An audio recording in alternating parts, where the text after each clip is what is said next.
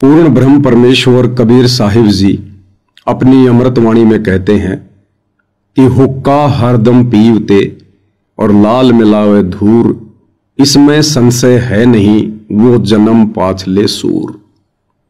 कबीर परमेश्वर जी कहते हैं कि जो व्यक्ति हरदम हुक्का पीता है, हुक्का यानी तंबाकू का सेवन करता है, तंबाकू किसी भी रूप में, सिगरेट के रूप में, बीड़ी के रूप में, जर्दे के रूप में, जो कोई व्यक्ति तंबाकू सेवन करता है, कबीर परमेश्वर कहते हैं कि वो व्यक्ति पिछले जन्म में सूअर था, सूअर।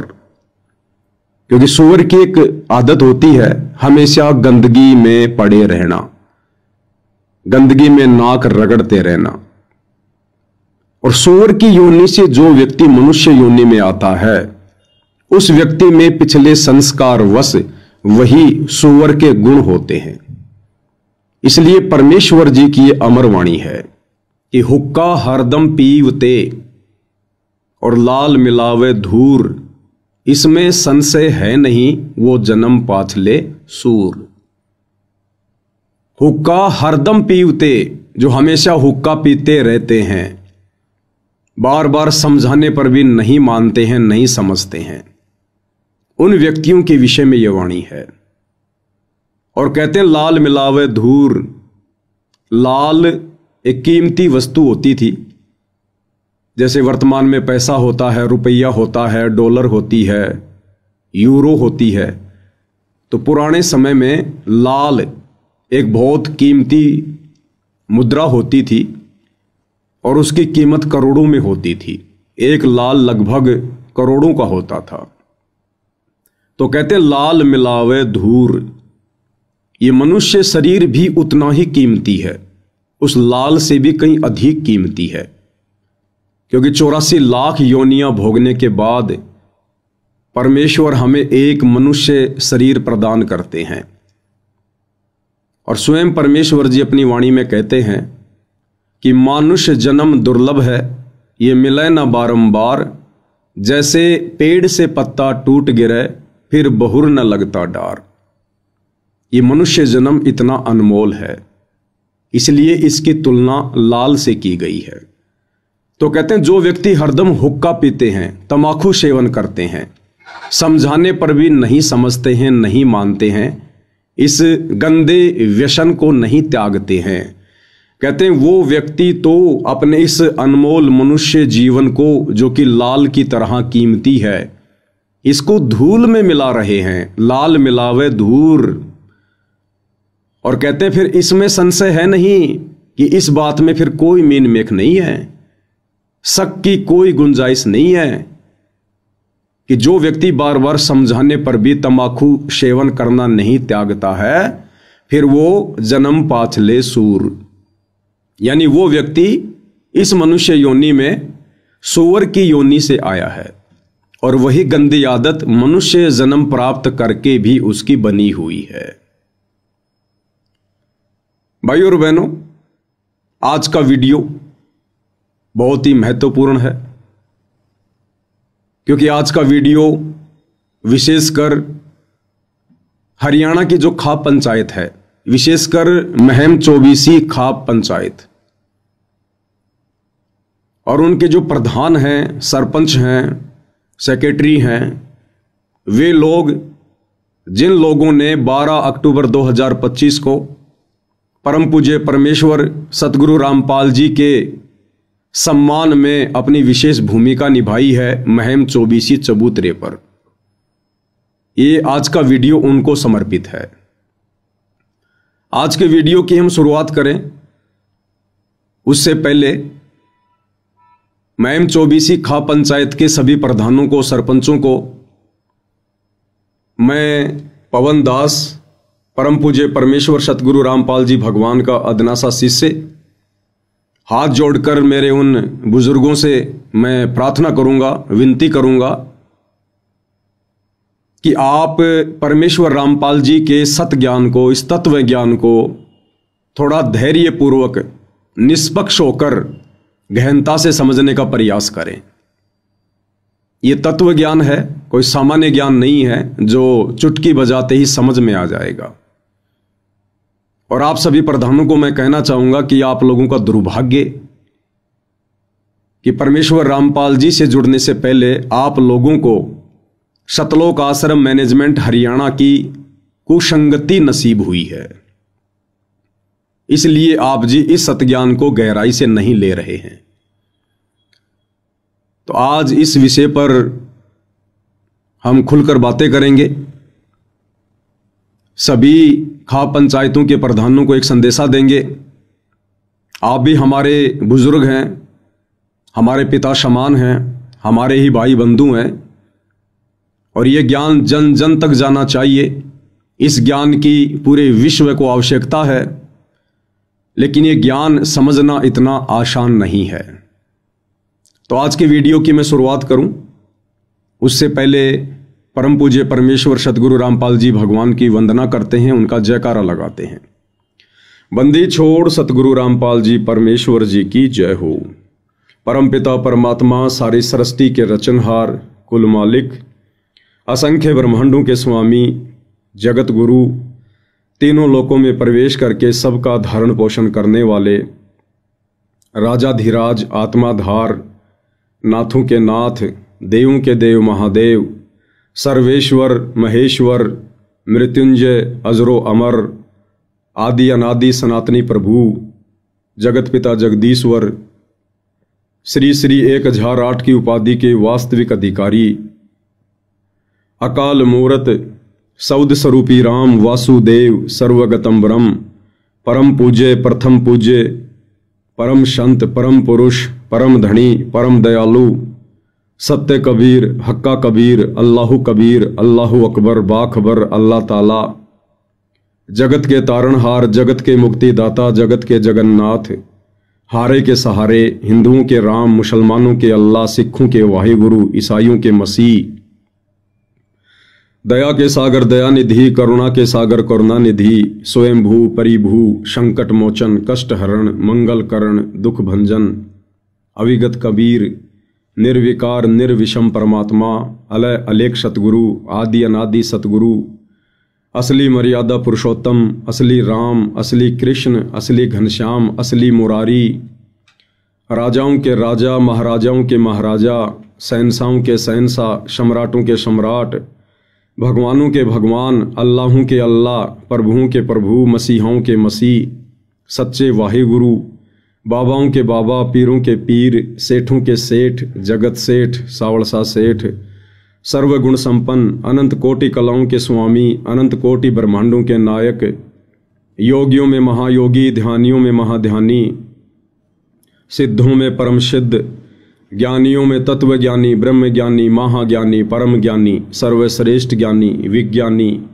युवा कबीर, समर्थ कबीर, असमवात, अमित ओजा, सच्चे रहनुमा, करीम अल्लाह, सुभान अल्लाह, दुनिया के अंतिम पैगंबर, 8 सितंबर 1951 से गांव धनाना, जिला सोनीपत, हरियाणा, भारतवर्ष की पावन भूमि पे प्रकट रियल कल की भगवान श्री नारायण साकार हरि, श्री बाबा साहेब, नूर अनंत परमात्मा, सच्चे दरवेश, सच्चे बाखबर, संत श्रोमणी सतगुरु रामपाल जी परमेश्वर जी की चरण कमल में साध संगति से जुड़े हुए देश विदेश से आप और हम सभी सत्सेवक भाई बहनों का अनंत कोटि दंडवत प्रणाम।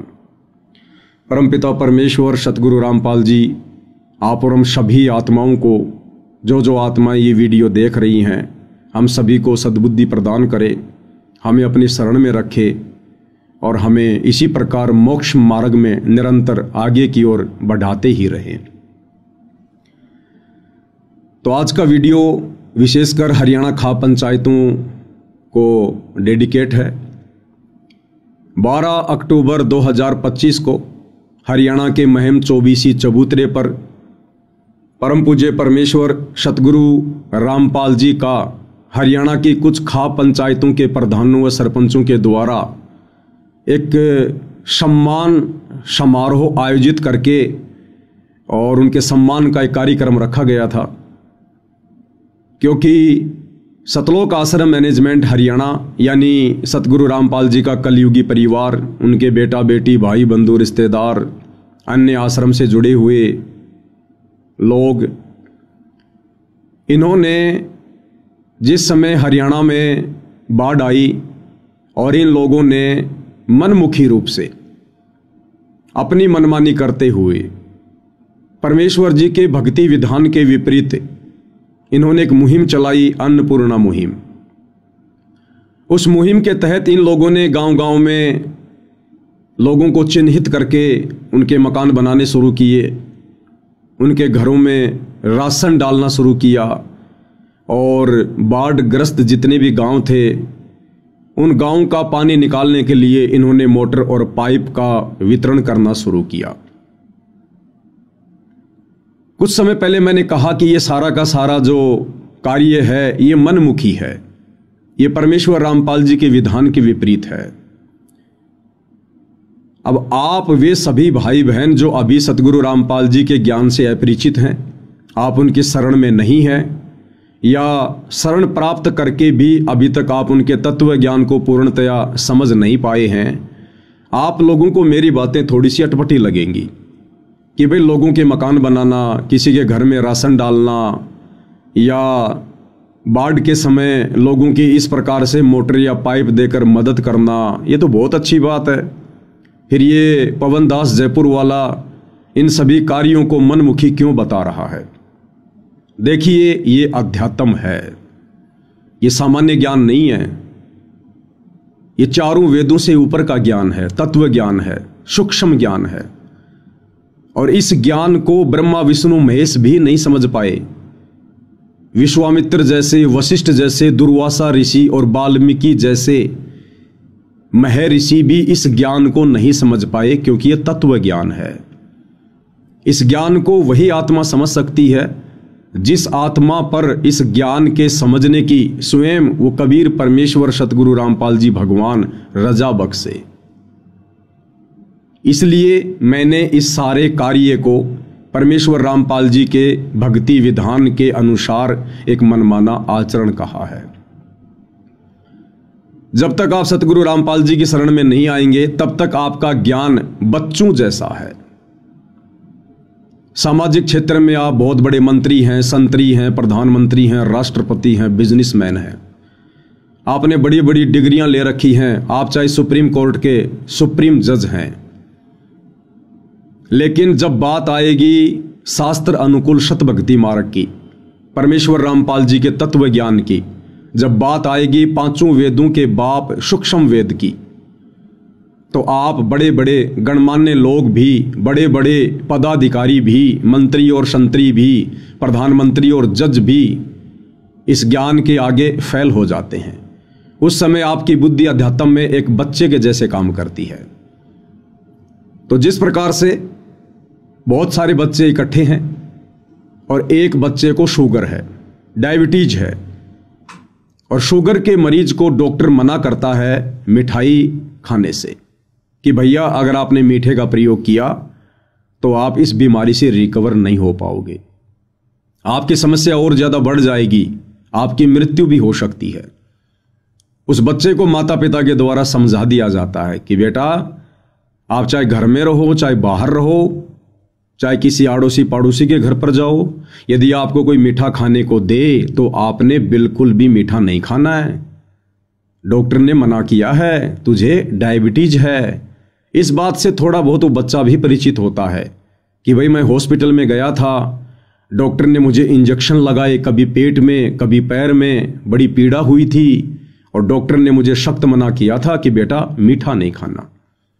और वो बच्चा अपने अन्य साथियों के साथ में कहीं खेल रहा है गली में, गांव में, और बाकी बच्चे डायबिटीज से, शुगर से अपरिचित हैं, और वो बच्चे मिठाई लेकर कहें अपने उस साथी से कि भाई आप भी मिठाई खाओ, आप भी रसगुल्ले खाओ, और वो बच्चा उसको बार बार मना करे कि नहीं नहीं मैं मिठाई नहीं खा सकता, मुझे डॉक्टर ने मना कर रखा है, तो बाकी बच्चे क्या कहेंगे? वो बच्चे जो नादान हैं, जिन्हें शुगर जैसी भयंकर बीमारी का ज्ञान नहीं है, वो बच्चे तो यही कहेंगे कि तेरे को किस मूर्ख ने ये उल्टा पाठ पढ़ा दिया। अरे धरती पर ऐसा कौन सा डॉक्टर आ गया जो मीठा खाने को मना करता है? मीठा तो सबको अच्छा लगता है और हम भी तो बच्चे हैं तेरे जैसे, हम भी तो मीठा खा रहे हैं, हमें तो कोई दिक्कत नहीं है। लेकिन भाइयों और बहनों, वो बच्चा जिसको थोड़ा बहुत ज्ञान हो चुका है डॉक्टर से भी और अपने माता पिता से भी, वो बच्चा मीठा नहीं खाएगा। क्यों? क्योंकि वो बच्चा डायबिटीज की बीमारी से होने वाली परेशानियों से परिचित है। लेकिन वो बच्चे इस बात को कतई नहीं मानेंगे कि डॉक्टर ने मना किया होगा या मीठा खाना बुरी चीज है। मीठा खाना बुरी चीज नहीं है, हर किसी को डॉक्टर भी मीठा खाना मना नहीं करता, लेकिन विशेष परिस्थितियों में डॉक्टर मना करेगा और विशेष परिस्थितियों में उस मरीज के लिए भी मीठा खाना जहर के समान है। तो ठीक इसी प्रकार आप जगत के जितने भी मेरे भाई बहन हैं, विशेषकर खाप पंचायत के प्रधान, सरपंच, सेक्रेटरी, आप भाई बहनों की बुद्धि आध्यात्मिक क्षेत्र में वर्तमान में उन बच्चों जैसी ही कार्य कर रही है। परमेश्वर जी के भक्ति विधान अनुसार यहां हर प्राणी अपने कर्मों का भोग भोगता है। जो जैसा कर्म करेगा वैसा ही फल उसको परमेश्वर देता है, अच्छा या बुरा, लाभ या हानि।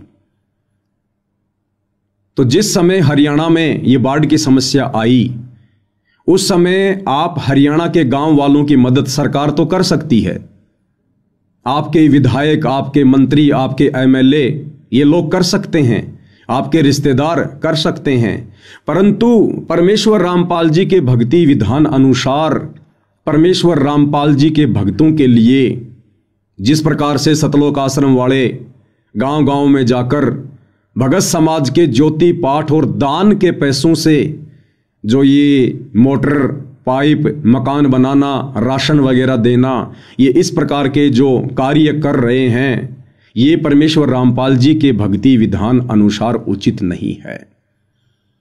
यदि आपने इन तमाम समस्याओं से राहत प्राप्त करनी है, आने वाली घोर विपत्तियों से बचना है, परिवार को बचाना है, तो भाई परमेश्वर रामपाल जी की शरण में आना पड़ेगा।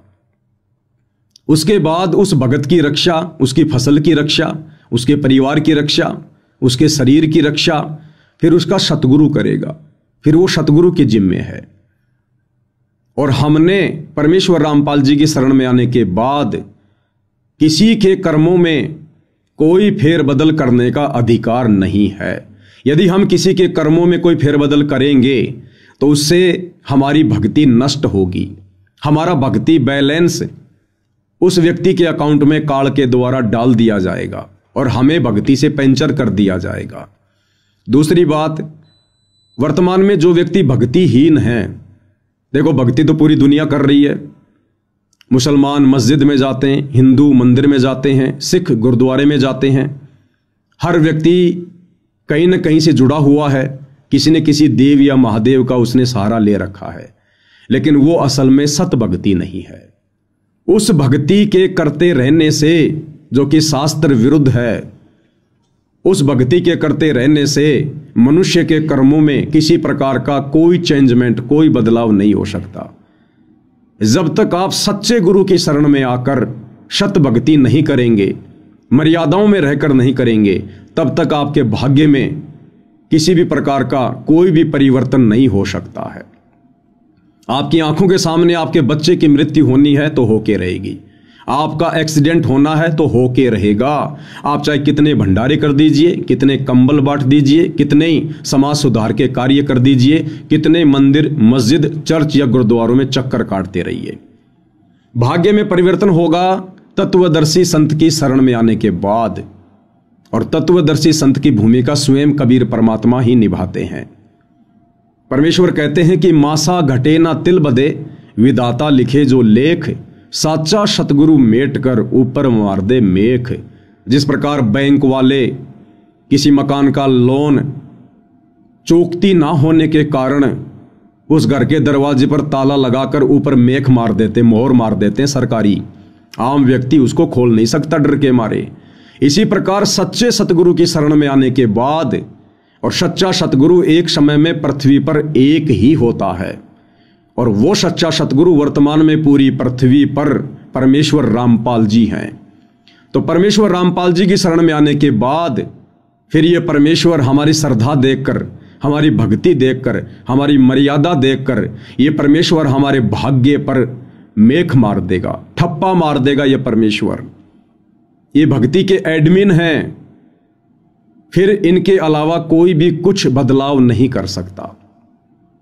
तो जब तक ये प्राणी सच्चे सतगुरु की शरण में आकर मर्यादा में रहकर शास्त्र अनुकूल सत भक्ति नहीं करता है, तब तक ये चाहे ब्रह्मा विष्णु महेश की गोद में जाके क्यों ना बैठ जाए, ये चाहे शहर का सबसे बड़ा मंदिर बनवाकर खुद ही उसका पुजारी बनकर क्यों ना बैठ जाए, इस व्यक्ति के भाग्य में, इसके प्रारब्ध में, इसके संस्कारों में, इसके कर्मों में किसी प्रकार का कोई बदलाव नहीं हो सकता है।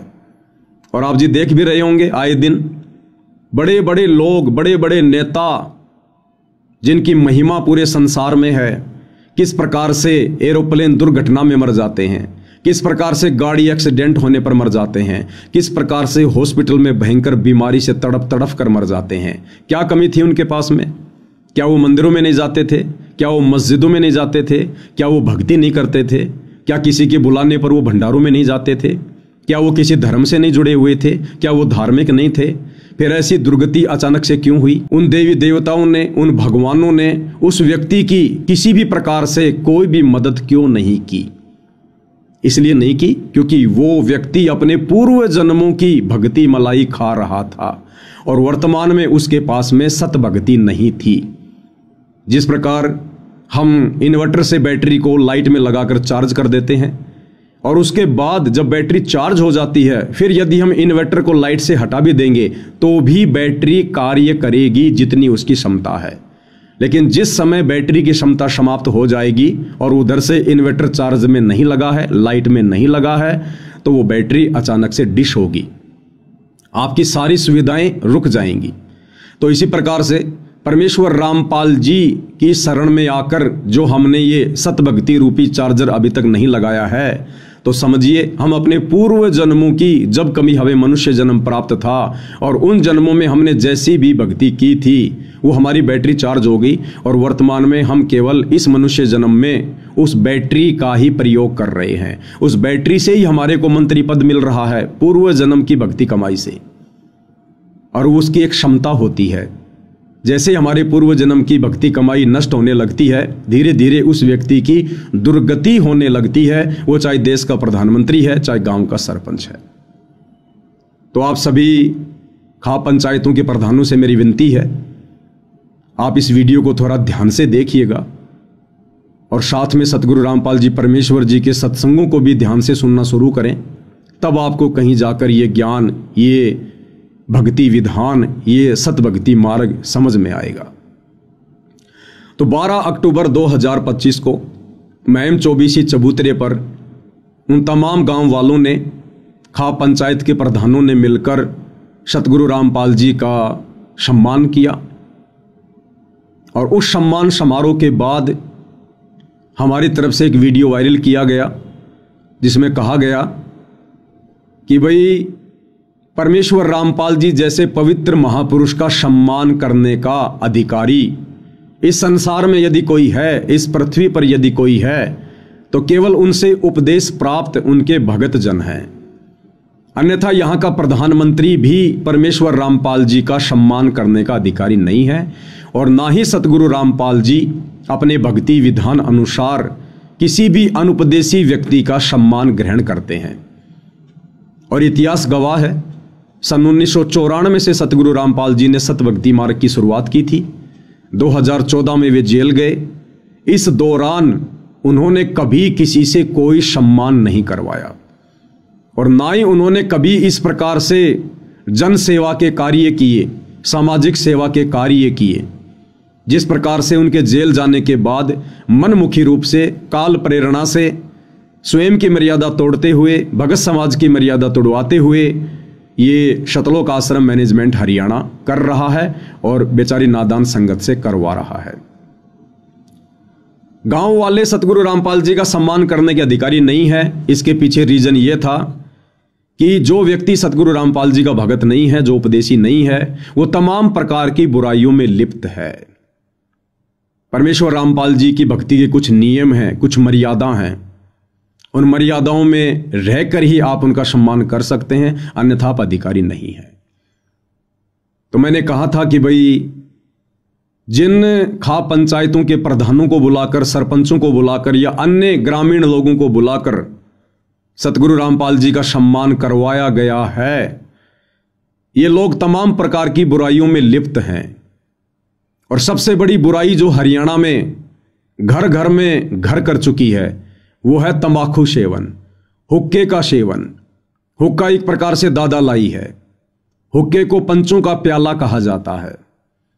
हरियाणा में ज्यादातर व्यक्ति सुबह उठते ही अन्य कार्य करें या ना करें, लेकिन हुक्का भरकर पीना जरूरी है। और हुक्के को परमपिता परमेश्वर जी ने सबसे बड़ी बुराई बताया है। सबसे बड़ी बुराई, सबसे खतरनाक विष है ये। मोक्ष मार्ग में सबसे ज्यादा बाधक है ये। और हुक्का पीने वालों को कबीर परमेश्वर जी ने, उन्हीं से ज्ञान प्राप्त आदरणीय गरीबदास जी ने, जिनका एक बहुत बड़ा मंदिर गांव छुडानी में है, करोथा के पास में, हरियाणा में, इन दोनों महापुरुषों ने अपनी अमृतवाणी में हुक्के को बहुत ही खतरनाक विष बताया है, बहुत ही खतरनाक जहर बताया है। मोक्ष प्राप्ति के मार्ग में सबसे ज्यादा बाधक है। और आदरणीय गरीबदास जी ने अपनी अमृतवाणी में काफिर के अंग में हुक्का पीने वाले आदमी को ढेड़ की संज्ञा दी है। ढेड़ यानी नीच। ढेड़ कोई जाति से संबंधित शब्द नहीं है। ढेड़ का मतलब होता है जो व्यक्ति नीच कर्म करता है, गलत कर्म करता है, वो चाहे किसी भी जाति से हो, किसी भी धर्म से हो, वो व्यक्ति ढेड़ की श्रेणी में है। तो आदरणीय गरीबदास जी ने हुक्का पीने वाले व्यक्तियों को ढेड़ आदमी की संज्ञा दी है। और परमेश्वर रामपाल जी ने भी साफ साफ कहा है कि हुक्का पीना ढेड़ आदमियों का काम है, ढेड़ आदमियों का। तो जब मैंने वीडियो बनाया सम्मान समारोह के बाद और परमेश्वर रामपाल जी के मुख कमल से उनके सत्संग का हवाला देकर जब ये बातें मैंने कही कि भाई जब सतगुरु रामपाल जी के अनुसार जिनका सम्मान करवाया जा रहा था, जब सतगुरु रामपाल जी ने ही हुक्का पीने वालों को, तंबाकू सेवन करने वालों को ढेड़ आदमी की संज्ञा दी है, नीच आदमी की संज्ञा दी है, तो भला सतगुरु रामपाल जी किसी ऐसे ढेड़ व्यक्ति से, ऐसे नीच व्यक्ति से जो हुक्के का सेवन करते हैं, जो शराब का सेवन करते हैं, जो मांस मदिरा का सेवन करते हैं, जो आन उपासना करते हैं, जो उनकी शरण में नहीं है, भला उन व्यक्तियों से कैसे सम्मान करवाएंगे? तो ये सम्मान सतगुरु रामपाल जी का नहीं हुआ है और ना ही सतगुरु रामपाल जी इस प्रकार के सम्मान को स्वीकार करते हैं। ये सम्मान उन ग्रामीणों ने सतगुरु रामपाल जी के परिवार वालों का किया है, उन लोगों का किया है जिन लोगों ने उन गांव में मोटर और पाइप पहुंचाने में अपना विशेष योगदान दिया है। और ना ही खाप पंचायत के प्रधानों ने सतगुरु रामपाल जी का सम्मान किया है। अगर वास्तव में इन लोगों को सतगुरु रामपाल जी का सम्मान करना होता तो सबसे पहले ये लोग सतगुरु रामपाल जी के ज्ञान और भक्ति विधान से परिचित होते, कुछ दिन उनके सत्संग सुनते, उनके विचारों से अवगत होते और फिर ये निर्णय लेते कि क्या हम वास्तव में सतगुरु रामपाल जी जैसे महापुरुष का, जिनको हम परमात्मा परमात्मा कह रहे हैं, भगवान भगवान कह रहे हैं, हम उनका सम्मान करने के अधिकारी हैं भी या नहीं। लेकिन इन लोगों ने इतना विचार नहीं किया। इसमें इन ग्रामीणों को भी गलती रही और सबसे बड़ी गलती सतगुरु रामपाल जी के परिवार की रही, उन तमाम लोगों की रही जिन लोगों को स्वयं ज्ञान नहीं है और अपने आप को सतगुरु रामपाल जी का भगत कहते हैं। अन्यथा इन लोगों को समझाना चाहिए था, बताना चाहिए था कि देखिए सतगुरु रामपाल जी तो हुक्का पीने वाले लोगों को, तंबाकू सेवन करने वाले लोगों को, मांस खाने वालों को, शराब पीने वालों को, मंदिरों में जाकर देवी देवताओं की पूजा पाठ करने वालों को ढेड़ की श्रेणी में रखते हैं। उन्होंने काफिर कहा है उन लोगों को। और भाई आप जब तक सतगुरु रामपाल जी के सत्संग सुनकर उनके शरण में नहीं आते हैं तब तक आप किसी भी प्रकार से सतगुरु रामपाल जी का सम्मान करने के अधिकारी नहीं है। तो मेरे द्वारा जो वीडियो बनाया गया वो वीडियो किसी व्यक्ति विशेष के ऊपर टिप्पणी नहीं थी। आप वीडियो को अच्छे से देख सकते हैं। मेरे वीडियो बनाने का मकसद केवल आम जन को यह समझाना था, यह बताना था कि अभी आप केवल अपनी जुबान से सतगुरु रामपाल जी को भगवान भगवान कह रहे हैं। अभी आप उनके ज्ञान से परिचित होकर उनको हृदय से भगवान नहीं मान पाए हैं, क्योंकि यहां आपका स्वार्थ बोल रहा है। आपके गांव का पानी निकाल दिया गया, गांव वालों की मोटर और पाइप देकर मदद कर दी गई, जिसके चलते आप लोग उन्हें भगवान भगवान कह रहे हैं, परमात्मा परमात्मा कह रहे हैं। तो आपने तो केवल अपने स्वार्थ का सम्मान किया है, ना कि सतगुरु रामपाल जी का। अगर आपने सतगुरु रामपाल जी का सम्मान करना होता तो या तो आप सीधे हिसार जेल में जाते, कोर्ट से परमिशन लेते और वहां जाकर आप उनका मान सम्मान करते, और वहां यदि सतगुरु रामपाल जी आप लोगों से अपना मान सम्मान करवाते तो फिर हमें कोई अधिकार नहीं था बीच में बोलने का, ना हम बोलते। और यदि कोर्ट से आपको हिसार जेल में जाकर सतगुरु रामपाल जी का मान सम्मान करने की परमिशन नहीं मिलती तो फिर आप लोगों ने इंतजार करना चाहिए था सतगुरु रामपाल जी का, उनके हिसार जेल से बाहर आने का। उसके बाद फिर आप जी उनके आश्रम में जाकर उनसे परमिशन लेकर आप उनका मान सम्मान करते। और यदि उस समय सतगुरु रामपाल जी आप लोगों से अपना मान सम्मान करवाते तो मुझ पवनदास को कोई ऑब्जेक्शन नहीं था किसी भी प्रकार का। लेकिन यदि उनके इस सतभक्ति मार्ग में गंदगी फैलाई जाएगी, गधे और घोड़ों की एंट्री की जाएगी, ज्ञानी और अज्ञानियों की एंट्री की जाएगी, तो भाई फिर बोलना हमारा फर्ज है, हमारा दायित्व है। और यह सम्मान 12 अक्टूबर 2025 को जो महम चौबीसी चबूतरे पर सतगुरु रामपाल जी का किया गया है, यह सम्मान यदि हरियाणा का सीएम करता या भारत का पीएम करता, और यदि वो सतगुरु रामपाल जी की शरण में नहीं होता तो उनके विषय में भी ये पवनदास इसी प्रकार से वीडियो बनाकर भगत समाज को भी सचेत करता और अन्य जनमानस को भी सचेत करता, क्योंकि ये परमेश्वर जी का विधान है। अब आगे इस वीडियो में आपको महम चौबीसी खापों के जो प्रधान हैं, सेक्रेटरी हैं, उनके भी विचार सुनाएंगे। मेरा वीडियो देखने के बाद उन लोगों ने सतलोक आश्रम वालों के साथ में एक मीटिंग की, एक प्रेस कॉन्फ्रेंस बुलाई। अमर उजाला जैसे अखबारों में भी न्यूज आ चुकी है और इन्होंने अपना एक वीडियो भी वायरल किया है, जो वीडियो आगे आपको दिखाएंगे। इन कुछ एक लोगों ने मिलकर, जो आप इस स्क्रीन पर देख रहे हैं, रामपाल राठी जी हैं, सुभाष नंबरदार जी हैं, एक भाई उनके पास में बैठे हुए हैं, इन तमाम लोगों ने मिलकर एक वीडियो बनाया मुझ पवनदास के लिए। और इन्होंने मुझे 4-5 दिन का अल्टीमेटम दिया और कहा कि पवनदास ने हरियाणा खाप पंचायतों के लिए बहुत ही अभद्र शब्दों का प्रयोग किया है और पवनदास को इन अभद्र शब्दों के लिए माफी मांगनी चाहिए, और यदि पवनदास माफी नहीं मांगेगा तो हम उसके ऊपर मानहानि का मुकदमा दायर करेंगे। तो आपको इन प्रधानों के भी विचार सुनाएंगे, वीडियो को आगे भी बढ़ाएंगे।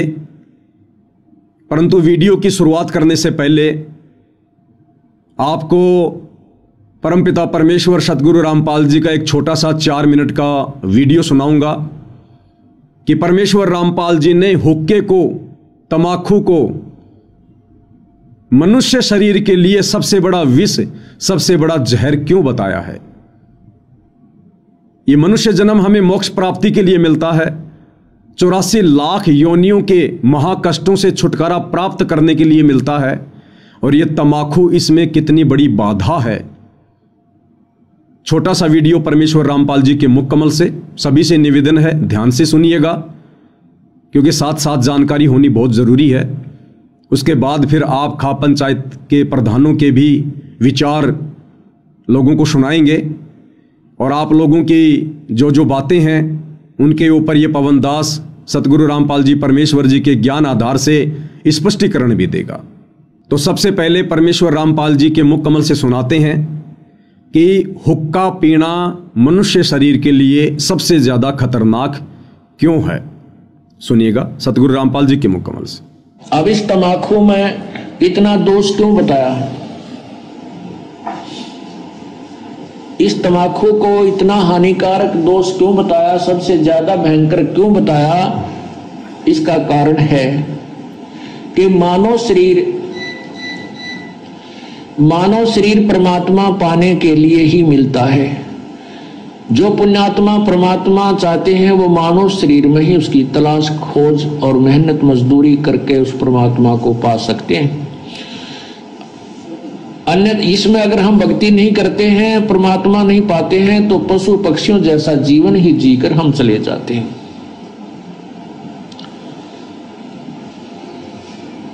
अब ये हमारे शरीर में कमल बने हुए हैं, कमल, इन कमलों में भगवानों का वास है। मूल कमल में गणेश जी और स्वाद कमल में सावित्री ब्रह्मा जी, नाभि कमल में विष्णु और लक्ष्मी जी, हृदय कमल में शिव और पार्वती जी, और कंठ कमल में शेरा वाली दुर्गा जी। तो ऐसे जब हम ये तम्बाकू पीते हैं या सूंघते हैं, सूंघना भी पाप है, तो उसकी वासना हमारे शरीर में बने हुए कमलों में जाती है और वहां विराजमान भगवानों को परेशान करती है, उनको दुख पहुंचाती है, वो बहुत दुखी होते हैं।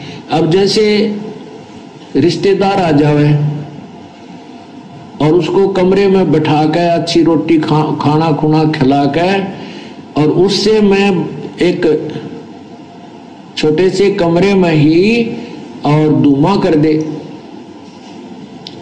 तो क्या कहेगा कि अच्छे नाला कहाँ फंसा है, मैं मर गया धुएं में, तो नाराज होकर चला जाएगा, बात बिगड़ेगी। और दूसरा ये है कि जैसे हम तम्बाकू का प्रयोग करते हैं, धुआं बाहर छोड़ते हैं, आप देखिएगा हुक्का पीने वाले के हाथ पर भी निशान पड़ जाता है, और हुक्के की जो वो पाइप होती है उसको भी दूसरे तीसरे दिन साफ करते थे हमारे, देखे हमने बुजुर्ग, तो उसमें इसी मोटी मोटी पापड़ी सी उतरती थी, इतना मैल जम जाता था, उसमें गज लगा लगा कर उसको साफ करते थे, धोते थे। इसी प्रकार हमारे शरीर में ये इला, ये पिंगला, अब ये इला बाया जो अंग बाया नाक है इसको इला कहते हैं और दाया को पिंगला कहते हैं।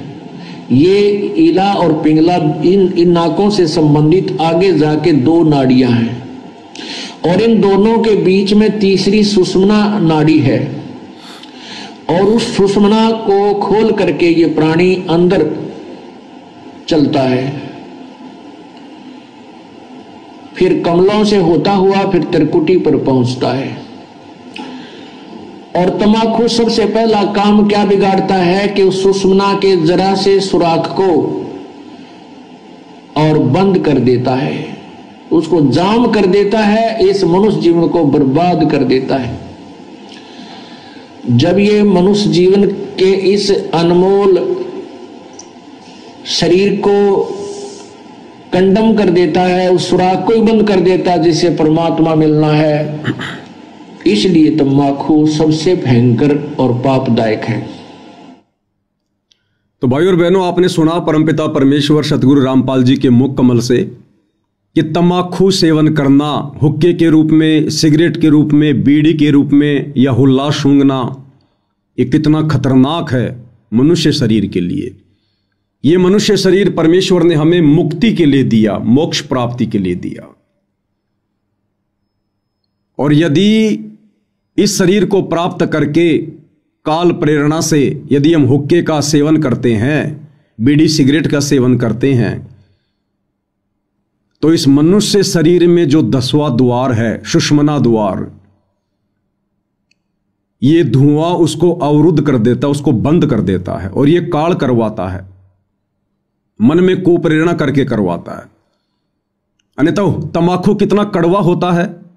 प्रथम बार जब कोई व्यक्ति इसको पीता है तो किस प्रकार से आंखों से आंसू आते हैं, उल्टियां आती हैं, क्योंकि हमारे शरीर की जो प्रकृति है वो इस जहर को स्वीकार नहीं करती है, परंतु काल प्रेरणा से धीरे धीरे धीरे धीरे कुसंगति में पड़कर हम इसके आदी हो जाते हैं।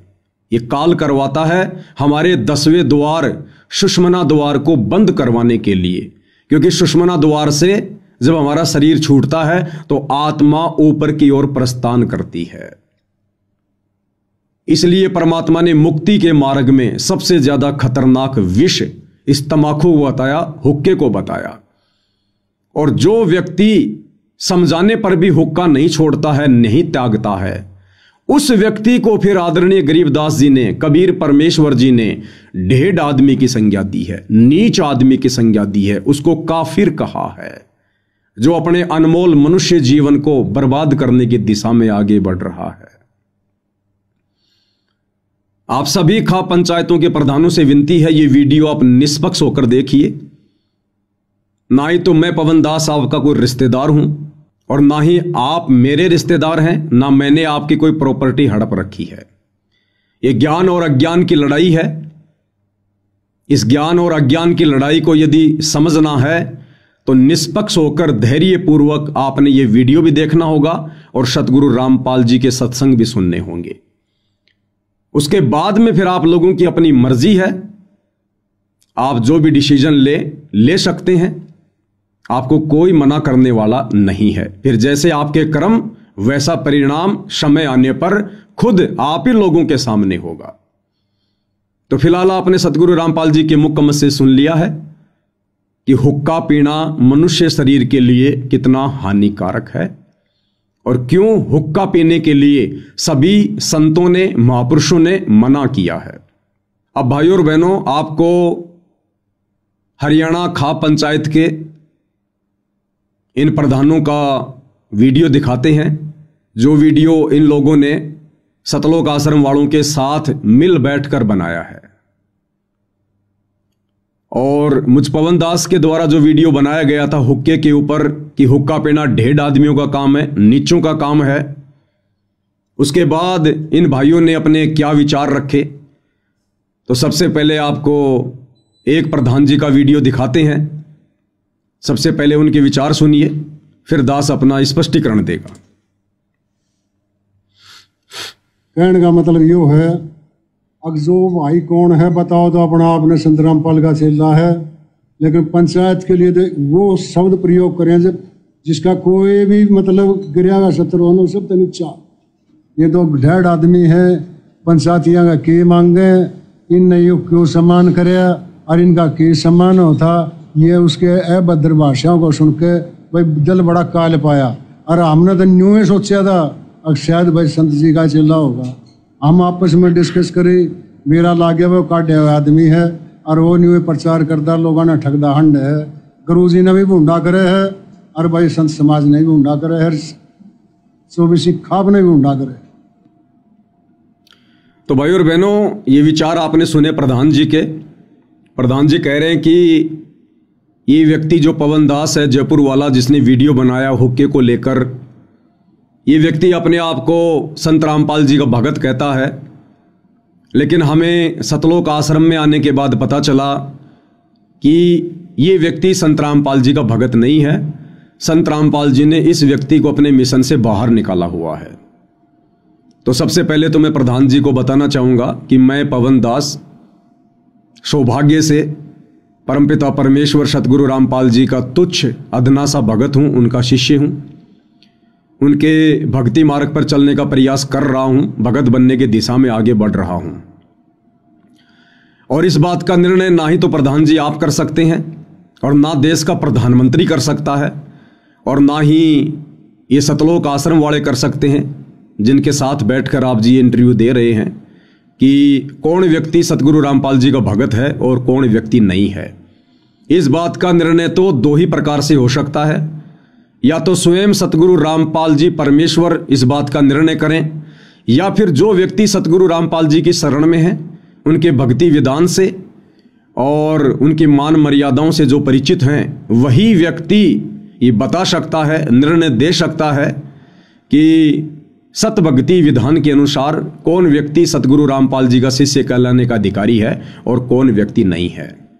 दूसरी बात, आप जी ने अपने वीडियो में कहा कि इस व्यक्ति पवन दास ने पंचायतों के लिए बहुत ही घटिया और अशोभनीय शब्दों का प्रयोग किया है। देखिए प्रधान जी, इन शब्दों का प्रयोग मैंने नहीं किया है, मैंने केवल इन शब्दों को दोहराया है। इन शब्दों का प्रयोग तो कबीर परमात्मा जी ने किया है कि हरदम हुक्का पीवते लाल मिलावे धूर, इसमें संशय है नहीं वो जन्म पाछले सूर। और आदरणीय गरीबदास जी ने इन शब्दों का प्रयोग किया है कि हुक्का पीवे काफिर अन्यायी। हुक्का पीने वाला व्यक्ति ढेड की श्रेणी में है, काफिर की श्रेणी में है। और उसके बाद इन शब्दों का प्रयोग किया है सतगुरु रामपाल जी ने काफिर के अंग में, सत्संग में। तो आपको सतगुरु रामपाल जी के मुख कमल से एक बार एक छोटा सा वीडियो दिखा देता हूं कि हुक्का पीने वाले व्यक्ति को सतगुरु रामपाल जी ने किस श्रेणी में खड़ा किया है, ताकि आपकी इस भ्रमणा का निवारण हो जाए कि हुक्का पीने वाले व्यक्तियों के लिए ढेड शब्द का प्रयोग, नीच शब्द का प्रयोग, काफिर शब्द का प्रयोग पवन दास ने नहीं, बल्कि मेरे पूज्य गुरुदेव सतगुरु रामपाल जी ने भक्ति विधान के अनुसार किया है, जो बिल्कुल सत्य है, उचित है। उन्हीं के मुख कमल से सुन लीजिएगा एक बार।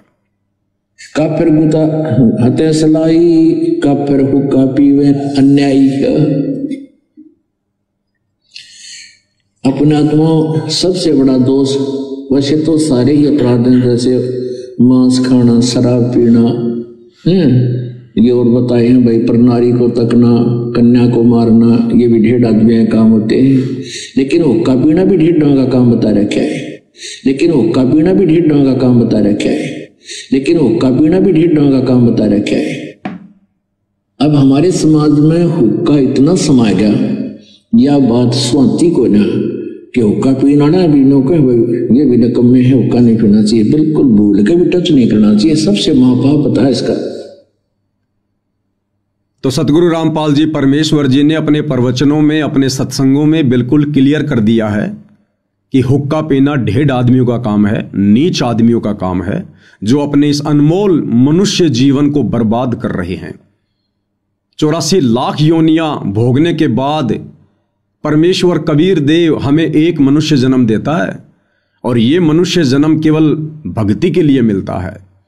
और भक्ति में ये समस्त बुराइयां त्यागनी पड़ती हैं, और ये हुक्का पीना सबसे ज्यादा बाधक बताया है। तो हुक्का पीने वालों के लिए ढेड शब्द का प्रयोग, नीच शब्द का प्रयोग पवन दास ने नहीं, बल्कि सतगुरु रामपाल जी के सत्संग सुनकर उनके भक्ति विधान अनुसार किया है। और इस श्रेणी में हुक्का चाहे देश का प्रधानमंत्री पीता हो, हुक्का चाहे देश की आम जनता में कोई नागरिक पीता हो, या चाहे आप हरियाणा खाप पंचायत के प्रधान पीते हो, इस श्रेणी में सभी लोग हैं। परमेश्वर का विधान सभी के ऊपर समान रूप से लागू होता है। परमात्मा समदृष्टि होते हैं, निष्पक्षी होते हैं, उनका विधान सर्व प्राणियों पर समान रूप से लागू होता है। तो हुक्का पीने वाला व्यक्ति जिसको ढेड की श्रेणी में बताया गया है, वो चाहे देश का प्रधानमंत्री हो जो हुक्का पीता है, या देश का आम नागरिक हो जो हुक्का पीता है, दोनों ही इस श्रेणी में आते हैं। तो आपके द्वारा यह कहना कि खाप पंचायतों पर अशोभनीय शब्दों का प्रयोग किया गया है, ऐसे ऐसे घटिया शब्दों का प्रयोग किया गया है, ये आप जी का आधा अधूरा ज्ञान बोल रहा है। मैंने केवल हुक्का पीने वाले व्यक्तियों के लिए सतगुरु रामपाल जी के सत्संगों को आधार बनाकर उनके भक्ति विधान अनुसार ढेड शब्द का प्रयोग किया गया है, जिस शब्द का प्रयोग अभी आपने सतगुरु रामपाल जी के मुख कमल से भी करते हुए सुन लिया है।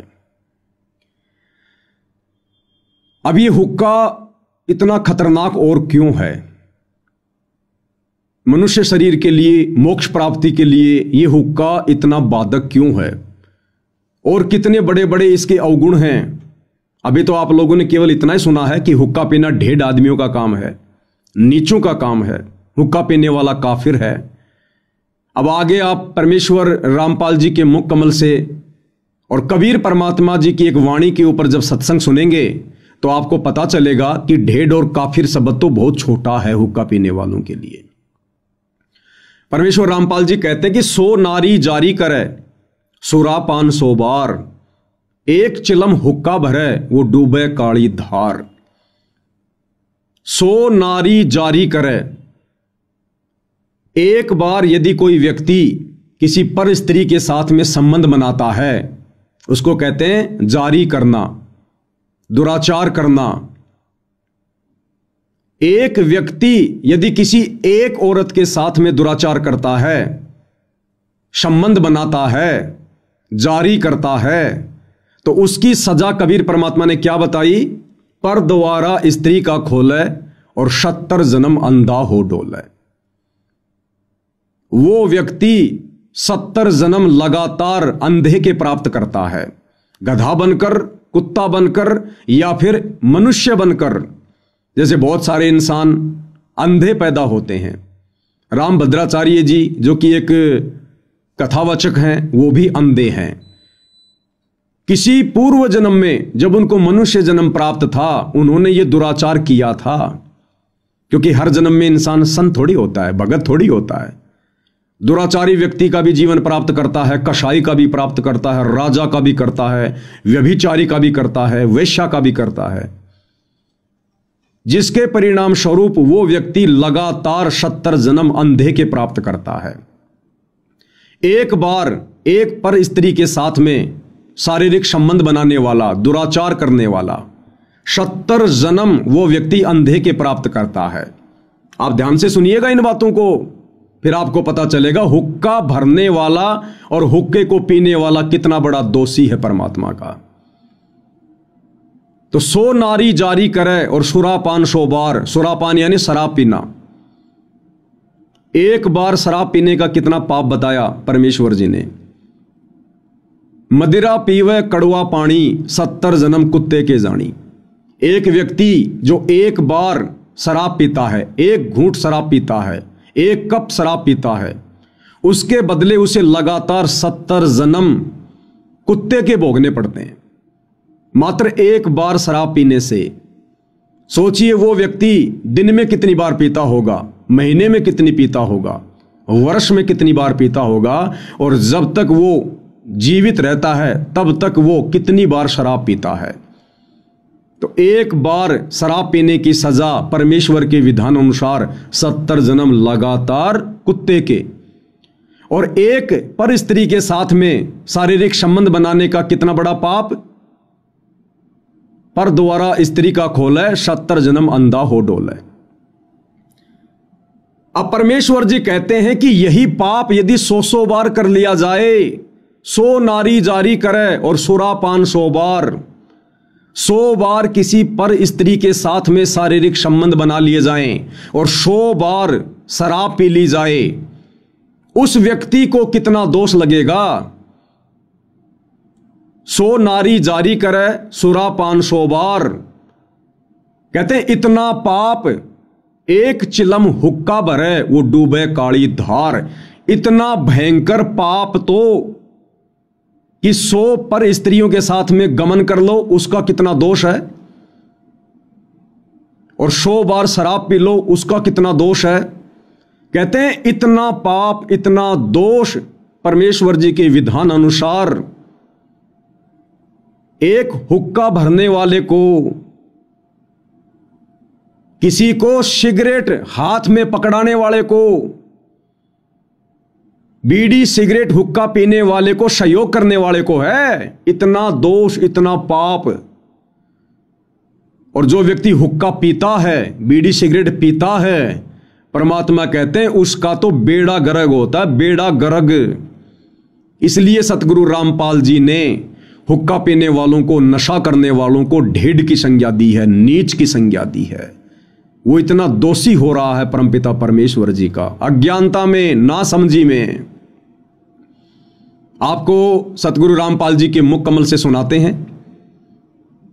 मैं कहूंगा अपनी तरफ से, और यदि सतगुरु रामपाल जी का प्रवचन नहीं सुनाऊंगा तो आप फिर से यही कहोगे कि इस पवन दास ने घटिया शब्दों का प्रयोग किया है। तो सतगुरु रामपाल जी के मुख कमल से सुनकर फिर आप जी विचार कर लेना कि अगर ये शब्द घटिया हैं तो ये घटिया शब्द पवन दास ने कहे हैं या फिर सतगुरु रामपाल जी परमेश्वर जी ने कहे हैं। तो सुनिए उन्हीं के मुख कमल से कि 100 नारी जारी करे सुरा पान शोबार और एक चिलम हुक्का भरे वो डूबे काली धार।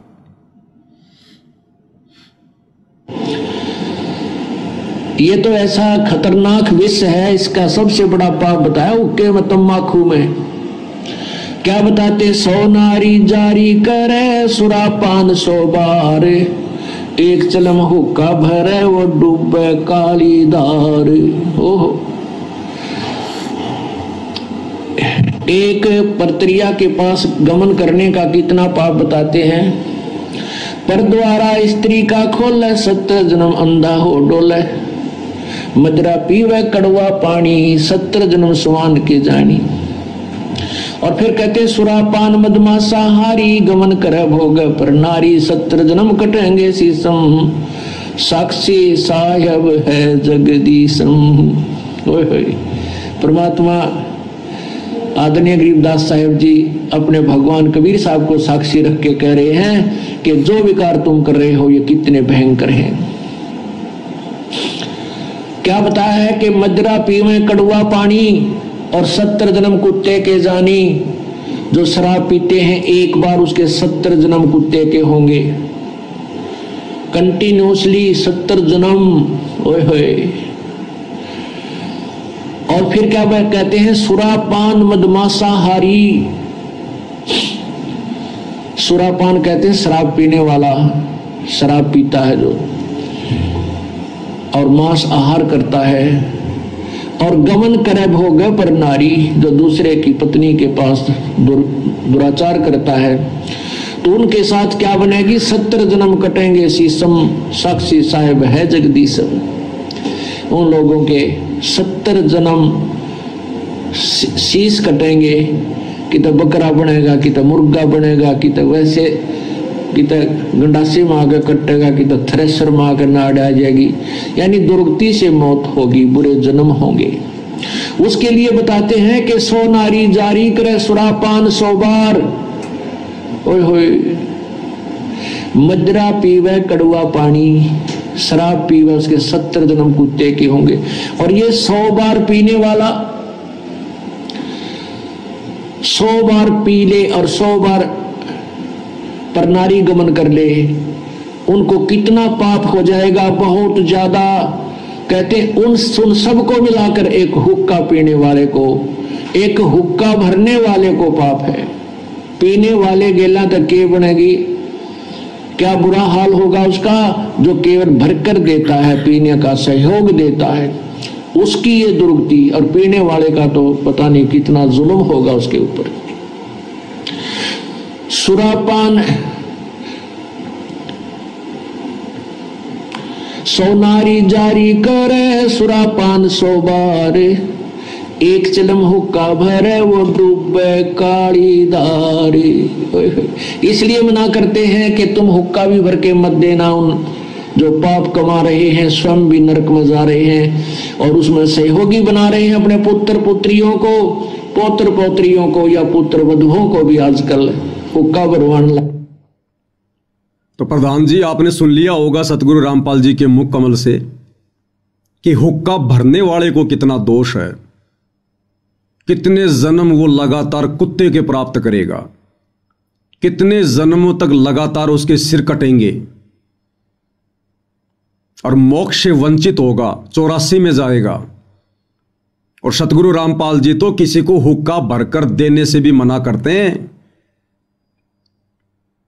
तो सोचिए फिर ऐसे व्यक्तियों से सतगुरु रामपाल जी कैसे अपना मान सम्मान करवाएंगे? और क्या ऐसे व्यक्ति ऐसे परम संत का, पवित्र महापुरुष का मान सम्मान करने का अधिकारी है? अरे आप अपने आप को पंचायती कहते हैं, प्रधान कहते हैं, सरपंच कहते हैं कि पहले हम ही लोग न्याय किया करते थे, तो पंचायतियों का काम होता है दोनों तरफ की बातें सुनकर निष्पक्ष होकर न्याय करना। अब बताइए सरपंच जी, प्रधान जी, सतगुरु रामपाल जी तो हुक्का पीने वालों को ढेड़ कह रहे हैं, नीच कह रहे हैं, काफिर कह रहे हैं, और कितना उनको दोष लगेगा। हुक्का भरने के लिए भी मना करते हैं। तो बताइए सतगुरु रामपाल जी फिर हुक्का पीने वालों से, हुक्का पीने में किसी का सहयोग करने वालों से, शराब पीने वालों से, मांस खाने वालों से भला कैसे अपना मान सम्मान करवाएंगे? इसलिए वो वीडियो बनाया गया था ताकि आगे से इस प्रकार का कोई झूठा मान सम्मान करके आप जी संत के परमात्मा के दोषी ना बने।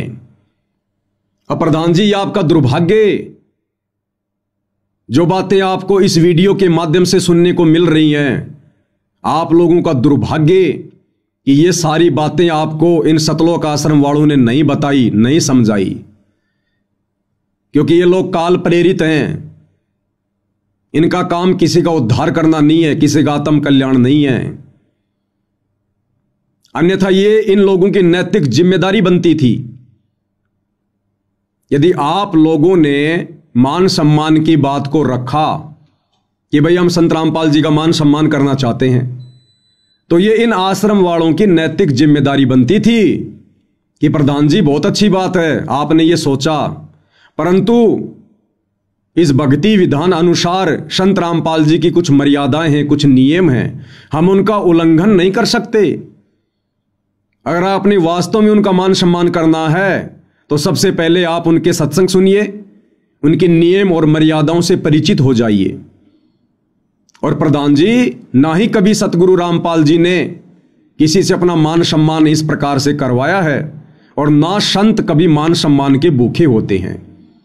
फिर भी यदि आप उनका मान सम्मान करना चाहते हैं तो सबसे बड़ा मान सम्मान यही है कि आत्म कल्याण के लिए, मोक्ष दिलवाने के लिए, जगत का उद्धार करने के लिए जगत के तारणहार सतगुरु रामपाल जी धरती पर आए हुए हैं। आप इनके सत्संग सुनकर इनको पहचानिए, इनकी शरण में आइए, और आप इन तमाम हुक्के जैसी, शराब जैसी बुराइयों को त्याग कर उनसे उपदेश लेकर आत्म कल्याण के मार्ग में आगे बढ़िए।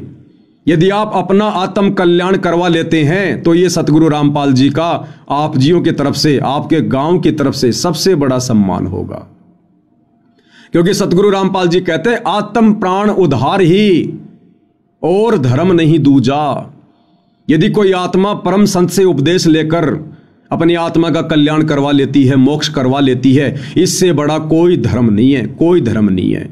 या फिर कोई किसी आत्मा का उद्धार करवा दे संत की शरण में लगाकर, उससे बड़ा कोई धर्म नहीं है। तो ये आप खाप पंचायत के प्रधानों का, सरपंचों का दुर्भाग्य कि आप लोगों को सीधे तौर पर काल के द्वारा भेजे गए एजेंट इन सतलोक आश्रम वालों से सतगुरु रामपाल जी के कलयुगी बेटा बेटी, भाई बंधु, रिश्तेदारों से मिलने का ये दुर्भाग्य प्राप्त हुआ। आपको इनकी कुसंगति प्राप्त हुई, क्योंकि ये लोग भी मान बढ़ाई के भूखे हैं, इनको भी अपना मान सम्मान चाहिए। ये भी अहंकार में घूमते फिर रहे हैं। इन्हें भक्ति और भगवान से कोई लेना देना नहीं है। नाम दीक्षा लेते कोई भगत नहीं बन जाता है। भगत वो होता है जो भगवान की शिक्षाओं पर चले। संत का शिष्य वो होता है जो संत की शिक्षाओं पर चले, और ये लोग संत की एक भी शिक्षा पर खरे नहीं है। तो ये आप लोगों का दुर्भाग्य रहा। अन्यथा मैंने तो वही बातें कही हैं जो बातें सतगुरु रामपाल जी ने कही हैं।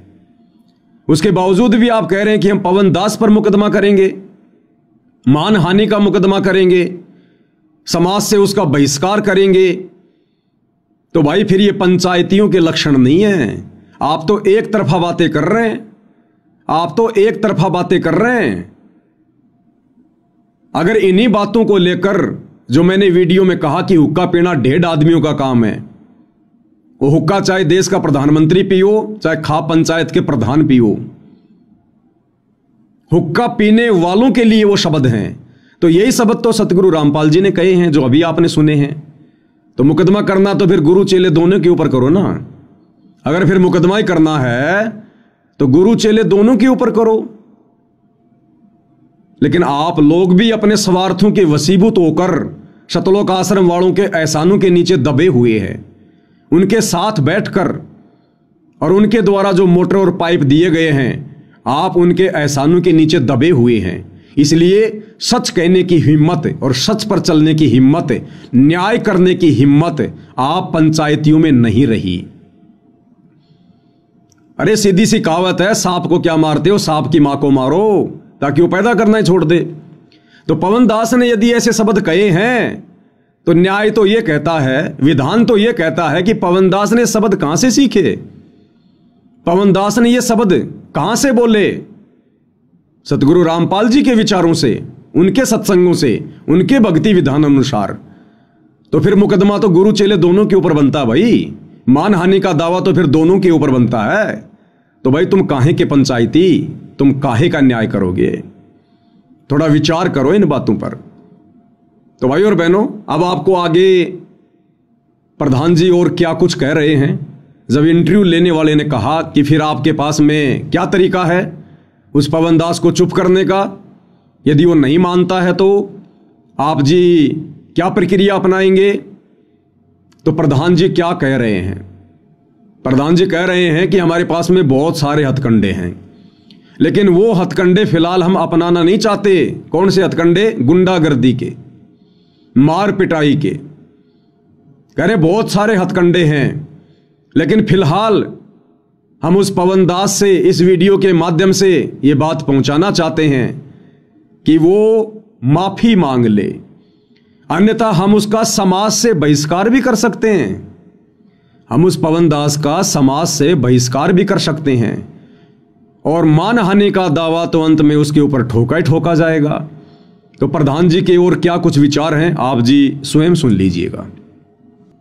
न्याय की तो यह बात से मारो बहुत गणे हथकंडे हैं। हमको ऐसा काम शुरू में पहले जट नहीं करना चाहते जिससे हमारा कान भी आंगली उठे, नहीं तो सामाजिक बहिष्कार हम कर दिया। भाई इतना कानून कार्रवाई हम कर सका, हम हर चीज़ में सक्षम है, लेकिन उसने 5-4 दिन का टाइम दिया है। सार्वजनिक रूप से आ गए और माफ़ी मांगे तो ठीक है, नहीं उसके खिलाफ जो मानहानि का दावा हम जरूर गिराएंगे। तो प्रधान जी क्या कह रहे हैं कि हमारे पास में बहुत सारे हथकंडे हैं, समाज से बहिष्कार उसका हम कर सकते हैं, मानहानि का दावा हम करेंगे। तो प्रधान जी से मेरी विनम्र प्रार्थना है, विनती है, प्रधान जी आप क्या मुझ पवन दास का और सतगुरु रामपाल जी के सच्चे शिष्यों का बहिष्कार करेंगे? आप कौन से समाज से हमारा बहिष्कार करेंगे? जिस समाज का हमने बरसों पहले से खुद ही बहिष्कार कर रखा है, जिस समाज की गलत परंपराओं का, कुरीतियों का, रीति रिवाजों का, आडंबर और पाखंडों का सतगुरु रामपाल जी के प्रत्येक भगत ने जो उनके ज्ञान को समझ चुका है, उन्होंने बहिष्कार कर रखा है। फिर भला आप हमारा कौन सा बहिष्कार करेंगे? आप क्या बहिष्कार कर सकते हैं कि समाज से हुक्का पानी बंद कर देंगे? अरे हमने तो जिस दिन उपदेश लिया उसी दिन हुक्के फोड़ दिए। हमने वो ढेड कर्म, वो नीच कर्म उसी दिन त्याग दिया। बीड़ी सिगरेट पीना, हुक्का पीना, तंबाकू सेवन करना, मांस मदिरा का सेवन करना। तो आप समाज से क्या बहिष्कार करेंगे? हमने तो खुद ही इन चीजों का बहिष्कार कर रखा है। दूसरा, आप किस चीज का बहिष्कार करोगे? शादी विवाह में आना जाना, आप यहां से लोगों का बहिष्कार करते हैं कि जो व्यक्ति पंचायत की बात नहीं मानेगा, किसी भी शादी विवाह में आना जाना बंद, यानी समाज से उसका बहिष्कार किया जाता है। अरे जिस दिन सतगुरु रामपाल जी का भगत उनसे उपदेश ले लेता है, उसी दिन से वो इन फालतू की परंपराओं को त्याग देता है। शादी विवाह में आना जाना, शामिल होना उसी दिन से त्याग देता है। इन गंदी परंपराओं का बहिष्कार कर देता है, जिन परंपराओं ने समाज को कर्जे के नीचे दबा रखा है। उसी दिन से भात भरना, भात में जाना, भात में पाटड़े पर चढ़ना, पीलिया लेना या देना, इन सभी कुप्रथाओं का, कुपरंपराओं का सतगुरु रामपाल जी के भक्तों ने वर्षों से बहिष्कार कर रखा है। फिर भला आप अब क्या नया बहिष्कार करेंगे? ये होली मनाना, दिवाली मनाना, मकर संक्रांति मनाना, कोई भी त्योहार मनाना, ये सतगुरु रामपाल जी के भक्तों ने वर्षों पहले त्याग रखा है, बहिष्कार कर रखा है इन त्योहारों का, जो कि भक्ति में बाधक हैं। तो आप जी क्या बहिष्कार करेंगे, कहां से बहिष्कार करेंगे? आप सोच भी नहीं सकते समाज की उन प्रथाओं को, परंपराओं को, कुरीतियों को सतगुरु रामपाल जी के भक्तों ने वर्षों पहले त्याग रखा है, उनका बहिष्कार कर रखा है। बीड़ी, सिगरेट, गुटखा, हुक्का, बीड़ी, ये जितने भी दुर्व्यसन हैं, नशे हैं, सतगुरु रामपाल जी का भगत उपदेश लेते ही सबसे पहले इनका बहिष्कार करता है। तो प्रधान जी, समाज में फैली जिन जिन इन बुराइयों से, इन प्रथाओं से, आडंबरों से आप और आपका समाज भी दूर नहीं है। सतगुरु रामपाल जी का भगत नाम उपदेश लेते ही सर्वप्रथम उनका बहिष्कार कर देता है। तो हमने तो खुद ही समाज को बहिष्कृत कर रखा है, फिर भला समाज हमारा क्या बहिष्कार करेगा? कभी ध्यान से संत जी के प्रवचन सुनिए, सत्संग सुनिए, उनकी नियम और मर्यादाओं के विषय में जानिए। जब प्रथम बार कोई संत रामपाल जी से उपदेश लेता है तो 21 नियम है। आपने ज्ञान गंगा पुस्तक पढ़ी होगी, अगर इन लोगों ने आपको दी होगी तो, आश्रम वालों ने, उसमें 21 सूत्रीय नियम है। सबसे पहले सतगुरु रामपाल जी इन बुराइयों का बहिष्कार करवाते हैं जो समाज के लिए अभिशाप है, समाज के लिए जहर है। उसके बाद 4 महीने के उपरांत सतगुरु रामपाल जी दूसरा नाम सतनाम देते हैं। 21 नियमों के अलावा उसमें 34 नियम हैं। आप और आपका समाज तो उन नियम के विषय में जानता भी नहीं है, जिनका बहिष्कार सतगुरु रामपाल जी के भक्तों ने वर्षों पहले से कर रखा है। तो प्रधान जी, आप कहां कहां से हमारा बहिष्कार करेंगे? हमने तो पहले समाज का बहिष्कार कर रखा है। दूसरी बात, आप कह रहे हैं कि मानहानि का दावा ठोकेंगे। कहां ठोकोगे? कोर्ट में, न्यायालय में। अरे सरपंच जी, आप क्या बोल रहे हैं? लोग आपको सुन रहे हैं, लोग आपको देख रहे हैं। आपकी करनी और कथनी में रात दिन का अंतर हो रहा है। एक तरफ तो आप कहते हैं हम पंचायती हैं, खा पंचायत जिसका जिक्र BBC लंदन तक है, और जो न्याय हम कर देंगे वो कोई नहीं कर सकता, हम समाज से बहिष्कार भी कर सकते हैं। और दूसरी तरफ आप कह रहे हैं कि हम पवन दास के ऊपर मुकदमा ठोकेंगे। मुकदमा कहां ठोका जाएगा? कोर्ट में, न्यायालय में। फिर आपकी पंचायत क्या रह गई? फिर आप काहे के पंचायती? और क्या वजूद रह गया आपकी महम 24 खा पंचायत का? अरे पंचायतें तो अपना निर्णय स्वयं करती हैं, और आप कह रहे हो कि हम मुकदमा ठोकेंगे मानहानि का। तो आपकी पंचायत का फिर क्या वजूद रह गया जब आप पंचायतियों को भी पवन दास पर मुकदमा ठोकने के लिए कोर्ट में जाना पड़ रहा है? तो कौन सी न्याय प्रणाली बड़ी होगी? महम 24 खा पंचायत या फिर ये कोर्ट वाली पंचायत, जो उन पंचायतियों को भी कोर्ट में जाना पड़ रहा है? फिर आपकी पंचायत का क्या वजूद रह गया प्रधान जी? अरे पंचायतें तो अपनी परंपरा को बनाए रखते हैं, जो भी निर्णय होता है अपने स्तर पर करते हैं, कोर्ट का सहारा नहीं लेते। और यदि वर्तमान में कोर्ट का सहारा लेना पड़ रहा है तो छोड़ दो फिर अपनी झूठी पंचायतों को, केवल नाम रह गया, फॉर्मेलिटी रह गई। तो आप जी क्या कह रहे हैं और क्या करने जा रहे हैं, आप स्वयं अपनी करनी और कथनी के अंतर को देख सकते हैं। इसके बाद भाइयों और बहनों, खा पंचायत के एक दूसरे व्यक्ति जिनका नाम रामपाल राठी है, जो अपने आप को जनरल सेक्रेटरी बताते हैं खा पंचायत का, उनके भी विचार सुन लेते हैं। वो क्या कुछ कह रहे हैं मुझ पवन दास के वीडियो के ऊपर, उसके बाद उस पर भी स्पष्टीकरण देंगे। मैं रामपाल राठी 24 सर्व खा पंचायत का जनरल सेक्रेटरी। 2 दिन से विशेष वीडियो लोगों ने हमारे पास फ़ोन भी किए, वीडियो भी दिखाई। को पवन दास नाम का व्यक्ति है, महाराज जी की भी फोटो कैल से उठा लेता है और ये कहता है भाई ये हुक्का तो पंचायत का दादा लाई है, ये पियोगे। और हुक्का पीने वाले नीच होते हैं, ढेड होते हैं, घटिया होते हैं। इस प्रकार से जो उन्होंने बातें की हैं, ये 24वीं खाप जो है ऑल इंडिया क्या BBC लंदन तक इसकी चर्चाएं थी। लेकिन इस महान खाप जो 24वीं की आज देश में जिक्र भी चलता है, उसी खाप के ऊपर टीका टिप्पणी करने से दूसरी खाप भी जो खापों के प्रधान आए हुए थे सम्मान समारोह, उनके भी फोन आए, भाई ये रामपाल के चेले इस तरह भड़काने लग रहे हैं, खापा की बेइज्जती करने लग रहे हैं, आपने क्यों सम्मान किया। हमने अपनी खापों को तो जवाब दे दिया कि भाई हमने हमारी 24वीं खाप में कोई गांव ऐसा नहीं था जहाँ पानी नहीं चढ़ा हुआ था, और किसान मजदूर की एक फसल मर जाना तो दूसरी फसल बुआई नहीं हो तो सारे साल की उसका गुजारा होना मुश्किल हो जाता था। इस वजह से हमने बहुत बड़ा शान माना महाराज जी का कि दूसरी फसल बो जाएगी या तो मरेगी, दूसरी फसल बोने में कोई बच्चा न पढ़ा लेगा, हरी बीमारी का इलाज करा लेगा, कोई बालक न ब्याह लेगा। इस तरह से जो गृहस्थी चलने का सारा दिखा, और जो उन निस्वार्थ भाव से महाराज जी ने हमारा पानी निकालने का जो प्रबंध किया, उससे हमारी खाप जो है उस महाराज जी का सम्मान करना चाहती थी। किसी ने हमारे पर दबाव डाला महाराज जी का सम्मान करो, हम सम्मान दा।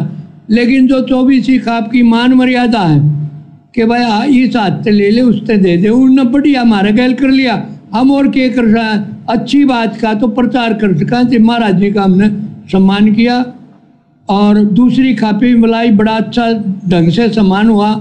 लेकिन जो उस ने पवन कौन है और ऐसा सुना गया भाई वो निकला हुआ भी है और ठग बताया गया है, भाई उसने हमारी पंचायत की मान मर्यादा पर ठेस पहुँचाई।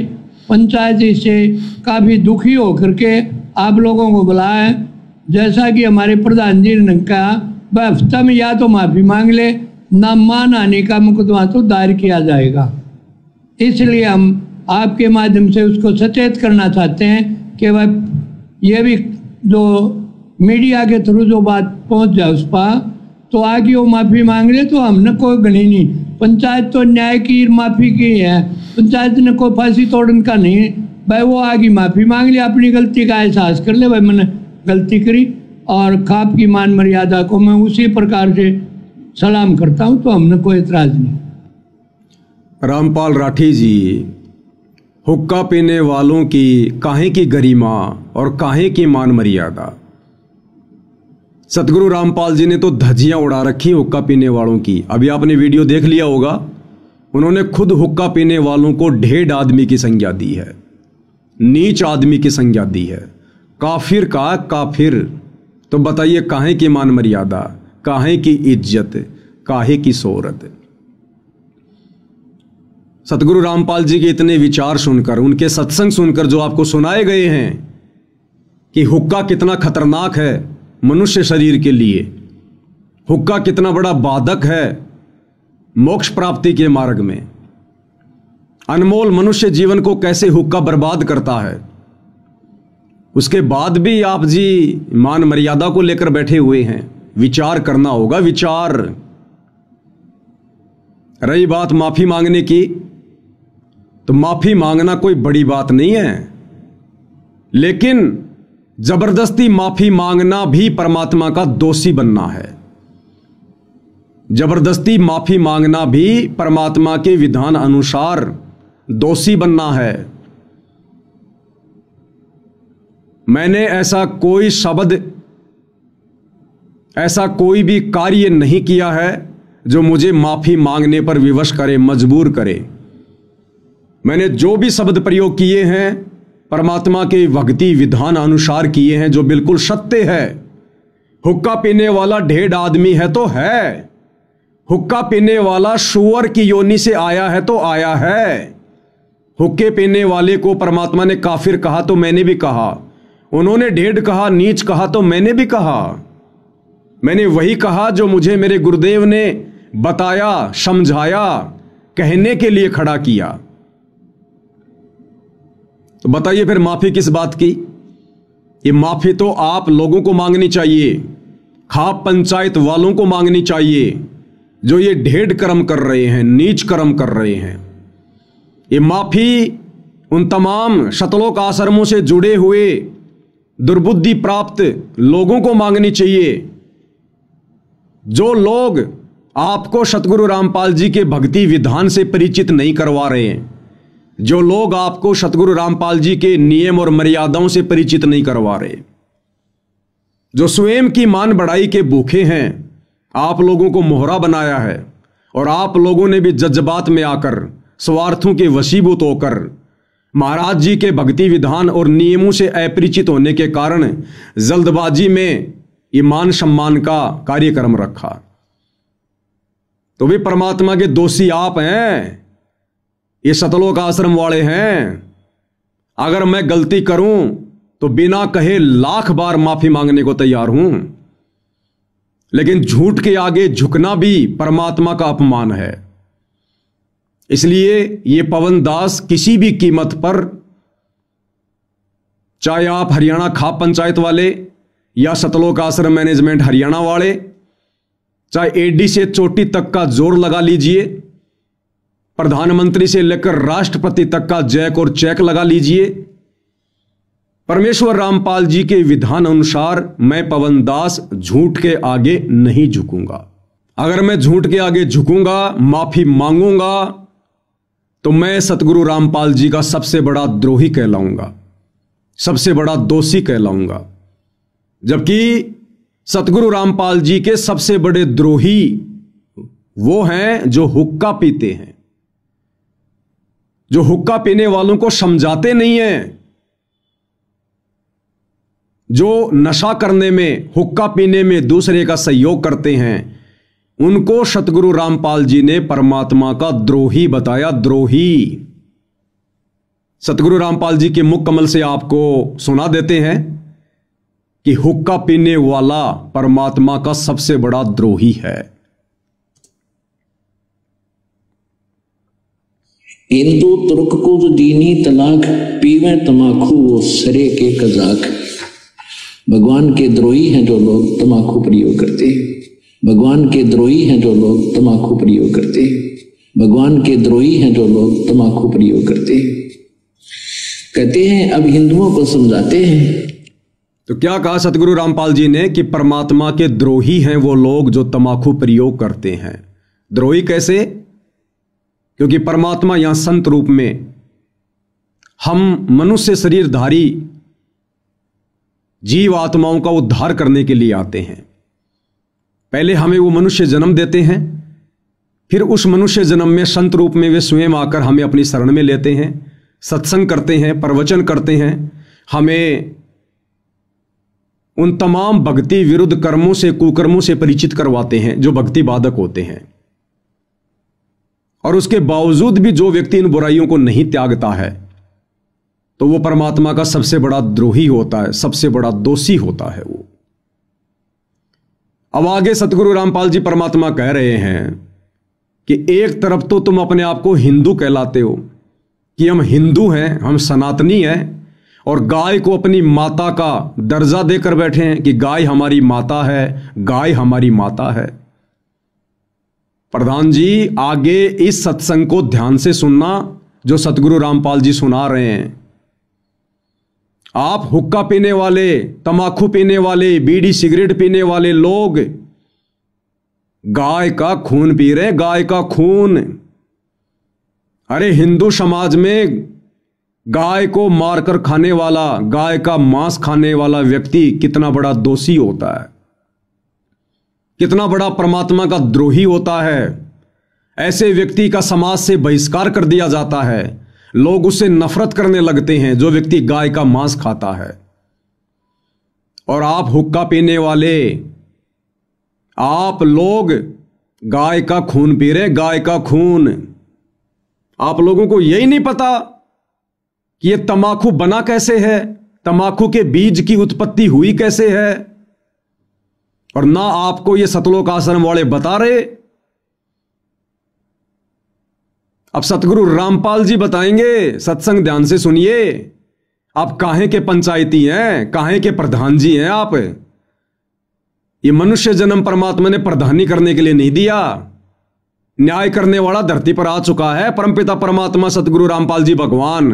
ये कर्मों के अनुसार न्याय होगा। अब जैसे ये प्रकृति आप लोगों के साथ में न्याय कर रही है, ये गांव में बाढ़ आई, फसल बर्बाद हो गई, ये प्रकृति न्याय कर रही है कर्मों का।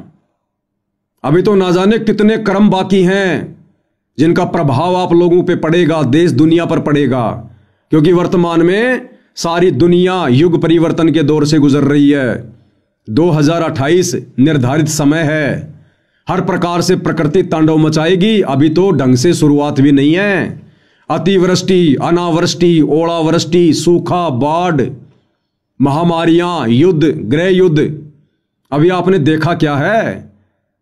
अभी तो खाली एक बांध का पानी छोड़ा गया है जिसमें गांव के गांव डूब गए। जिस दिन वो बांध टूटेंगे उस दिन क्या होगा? वो मोटर और पाइप वो जमीन के नीचे धरे के धरे रह जाएंगे। ये आश्रम वाले कोई मदद नहीं कर पाएंगे, खुद की भी नहीं कर पाएंगे। उन कर्मों से आप लोगों को कौन बचाएगा? ये परमात्मा बचाएगा, सतगुरु रामपाल जी भगवान बचाएगा। और कब बचाएगा? जब आप उनके शरण में आओगे, हुक्के जैसे नीच कर्म को त्याग दोगे, हुक्के को फोड़ के घर से बाहर फेंक दोगे, उनकी शरण में आकर शत भक्ति करोगे।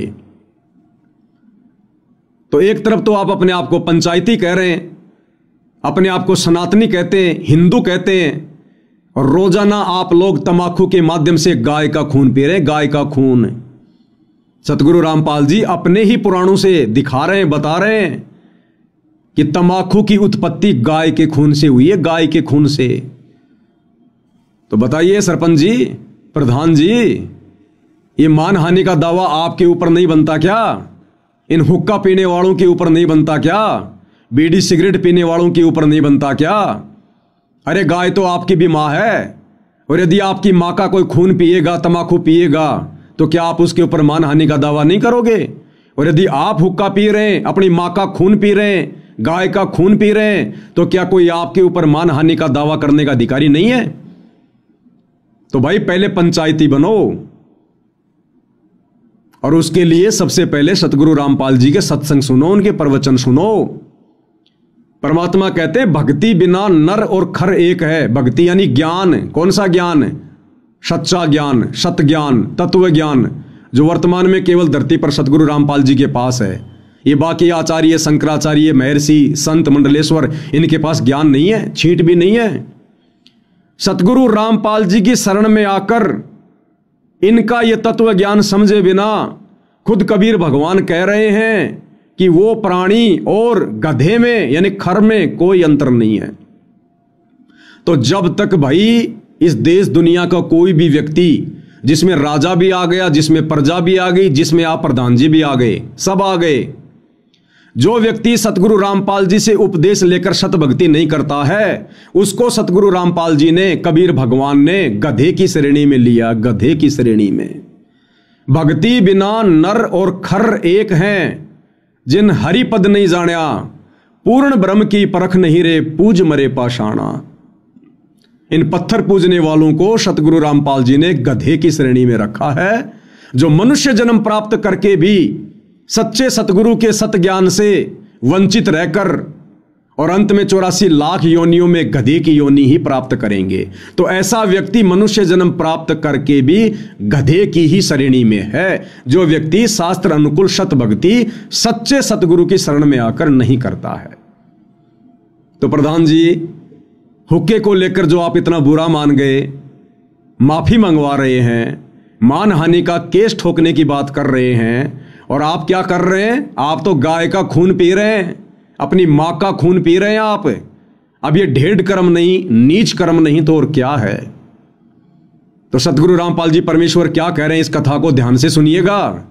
और यह कथा ध्यान से सुनने के बाद मुझ पवन दास पर मानहानि का दावा ठोकने से पहले इन सतलोक आश्रमों में जाकर, और जो जो गणमान्य व्यक्ति इन आश्रमों में बैठे हुए हैं, जिनके साथ बैठकर आपने ये प्रेस कॉन्फ्रेंस की है, अमन गोदारा, चांद राठी, इन लोगों से पूछिए कि भाई आप लोगों ने हमें ये बातें पहले क्यों नहीं बताई कि महाराज जी ने हुक्का पीना 1.5 आदमियों का काम बताया है।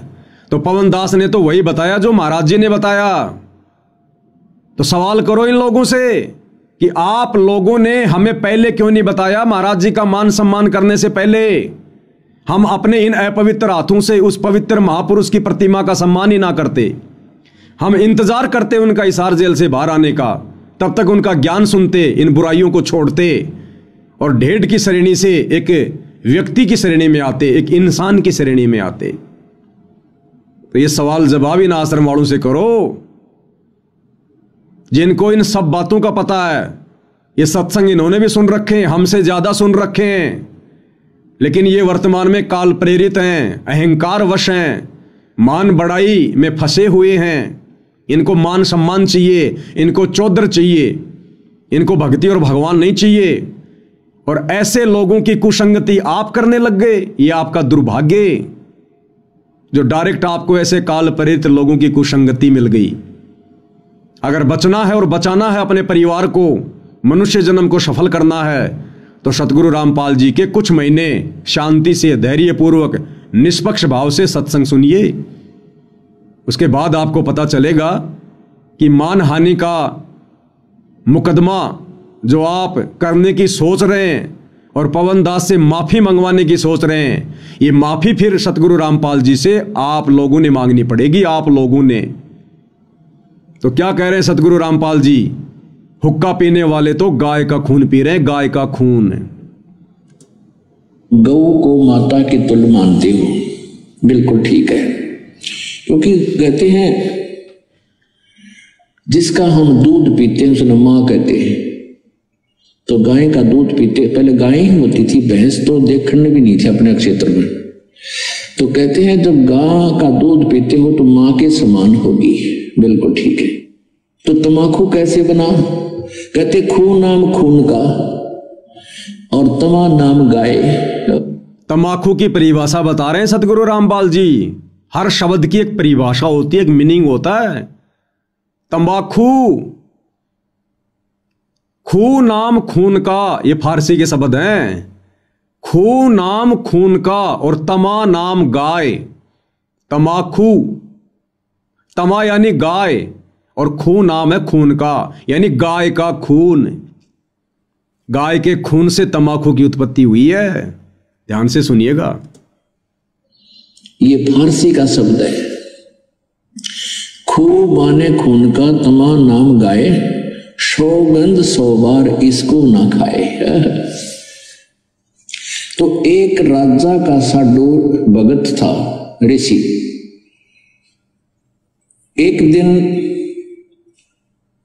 उस राजा का जो लड़की ब्याह रखी थी, उसने अपनी बहन को निमंत्रण भेज दिया कि हमारे घर आओ भोजन पर। ऋषि की पत्नी ने अपने पति से कहा कि मेरी बहन का संदेशा आया है, उनके यहां भोजन करने चलना है। ऋषि बोला कि रहने दे भगवान, इन अपने ते ठाडा का भीतर ना बढ़िया करते। एक समय एक ऊंट मर गया और एक गिद्दड़ जो है उस ऊंट ने खाता खाता अच्छा थोथा कर लिया अंदर से, और जो बाहर से चाम था वो सूख गया और गिद्दड़ जो घना गया अंदर चला गया, वो बंद हो गया पाछे। तो चाम कति सूख के खड़ंग हो रहा था, वो पड़ गया कि तो घना खुद गया और गादड़ भीतर रुक गया ना लकड़ा मार चुकल की रोए। एक हफ्ते पाछे वर्षा होगी, वर्षा होने तक वो नरम हो गया चाह, वो गादड़ फिर मार के सिर निकला, कसूती स्पीड पे पकड़ रहा। तो साथी बोले रहा कित गया था? मैं बोला वह गया कि था, एक अनुभव तो हो गया, बोला अपने तो बड्डे का भीतर नहीं बढ़े। तो यहां ऋषि ने बहुत समझाया पर उसकी पत्नी मानी को ना, अक्के हो गए तो जाया करें, ईसा के जुल्म कर रहा है 9 शहरों। तो बोला ले चलते, वो चले गए। अब राजा ने उसने 36 पकवान बना रखे, ये इधर उधर देख जरा बताओ भाई। अब ऋषि ने जिसा मन मार कर खाया वो वापस आ गए। अब उसकी पत्नी बोली कि हमने बुलाना चाहिए, ये नाते गल है। हफ्ते 10 दिन महीने पीछे ऋषि की पत्नी बोली हमने बुलाना चाहिए। उसका पति बोला तो ठीक है, ले करता हूँ व्यवस्था। तो उसने, क्योंकि संत के भगत के पास कमाई होती है अपने भक्ति की, धर्म पुण्य की, तो उसने ऊपर स्वर्ग में अपनी सुरती लाई, टेलीफोन किया तो स्वर्ग से एक कामधेनु मंगा ली। कामधेनु गाय जो मनोकामना पूर्ण करती है। ऊपर से एक टेंट आ गया बढ़िया, स्वर्ग से अलग एक टेंट लगा दिया। और ऋषि आसपास के ऋषि बुला लिए, भाई आज हमारे राजा होगा, उनका न्योता है, हमारा साधु है, सेवा करवा दिया। अब वो ऋषि साधु भक्त जो आसपास कुटिया में रहा करते जंगल में, वह भी आ गए। राजा ने नीचा दिखाने के लिए हजारों की संख्या में सैनिक ले लिए। अगर साधु की मरोड़ काट खाऊंगा, मेरी जो ना पूरी वाह वाह हो जाएगी। ये आग और नारी हमारे अंदर एक जलालत भरी पड़ी है। तो राजा ने सैकड़ों हजारों सैनिक ले लिए और आप भी चल पड़ा। अब ऋषि ने वहां जैसी व्यवस्था थी अपना घास फूस बिछा कर वहां टेंट लगवा दिए, बिस्तर बिछवा दिए। क्योंकि संतों के पास एक ऐसा धन होता है, वो अपनी सिद्धि से बहुत कुछ व्यवस्था कर सकते हैं। अब सारे टेंट लगा रखे, टेंट फूस बिछा के ऊपर तो वो अच्छे बढ़िया वस्त्र बिछा रखे। तो भोजन शुरू हो गया। अब उसमें क्या था कि वहां जाकर के एक प्रार्थना करते थे कि इतने व्यक्तियों का भोजन तैयार हो, कामधेनु माता उतना तैयार हो गया, वो जावे और प्लेट ठाठा के सप्लाई करने लगे। सब छका दिए बढ़िया भोजन। राजा ने सोचा भाई वो भिखारी आदमी घास फूस खानिया और इतने बढ़िया भोजन ये लाया कहां से। हर प्रकार के जैसे राजा ने पकवान बनाए थे उसी टाइप के आइटम, पर उनसे भी स्वादिष्ट। जब सब खाना वाना खा लिया, राजा ने पूछा वो कहां से लाए, ये भोजन कहां से बनवाया आपने। तो उसने कहा राजन, मैंने स्वर्ग से अपनी कमाई मत अपने पुण्य डिपॉजिट करवा के वहां से मंगाई है। एक कामधेनु है, इस कामधेनु गाय में इतनी वो है कि कितना ही भोजन करने गया पूरी सेना भी जमाई जा सकती है। मेरे पास कई लाख सेना, बोला जी सारी सेना पूरी पृथ्वी ने भी जमा ले, चाहे इससे खाना खिलाते। राजा बोला सैनिकों इस गाय को छीन लो।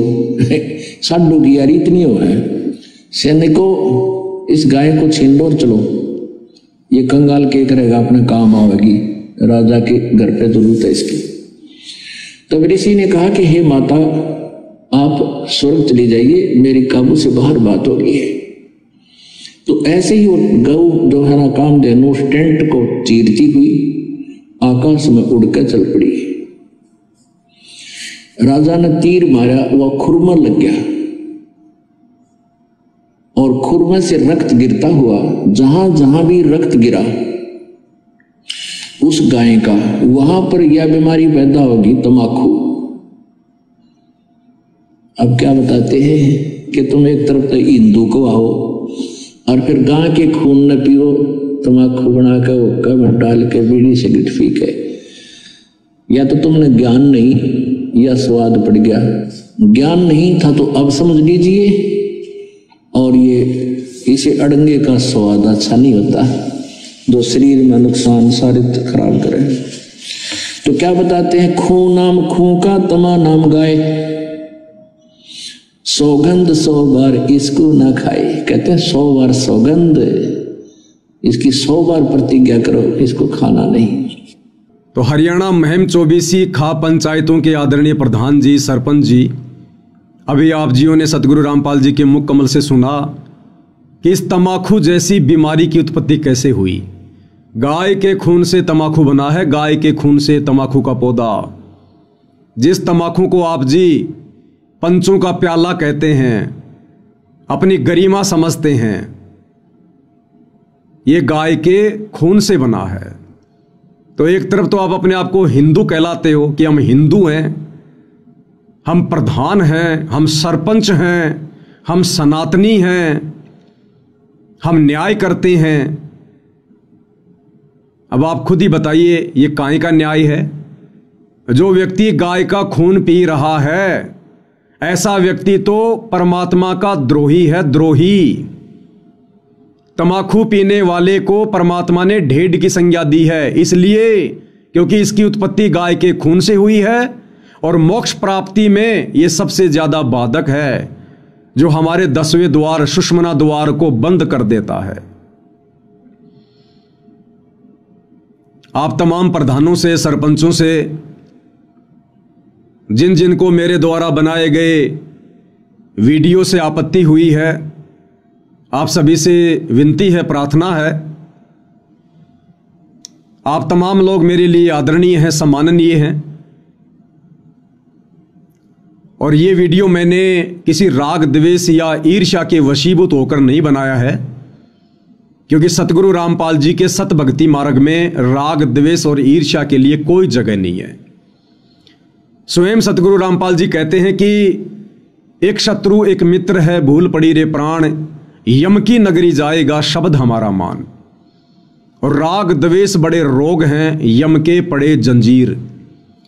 राग द्वेष तो मुझ पवनदास को या साध संगति से जुड़े हुए मेरे किसी भी भगत भाई बहन को, इन शतलोक आश्रम वालों से भी नहीं है, सतगुरु रामपाल जी के नालायक बेटा बेटी भाई बंधु रिश्तेदारों से भी नहीं है, जो आए दिन भगत समाज की मर्यादाएं तुड़वाते रहते हैं, संत समाज से भक्ति विरुद्ध कर्म करवाते रहते हैं।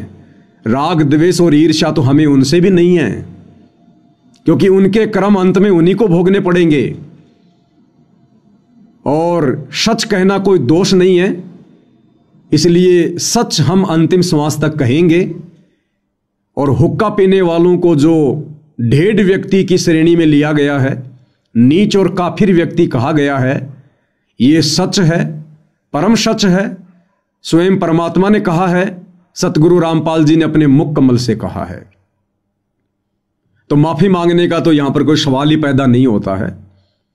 बाकी आप किसी भी कानूनी कार्रवाई के लिए स्वतंत्र हैं। ये सच, जब तक सतगुरु रामपाल जी का आशीर्वाद है, मैं यूं ही कहता रहूंगा।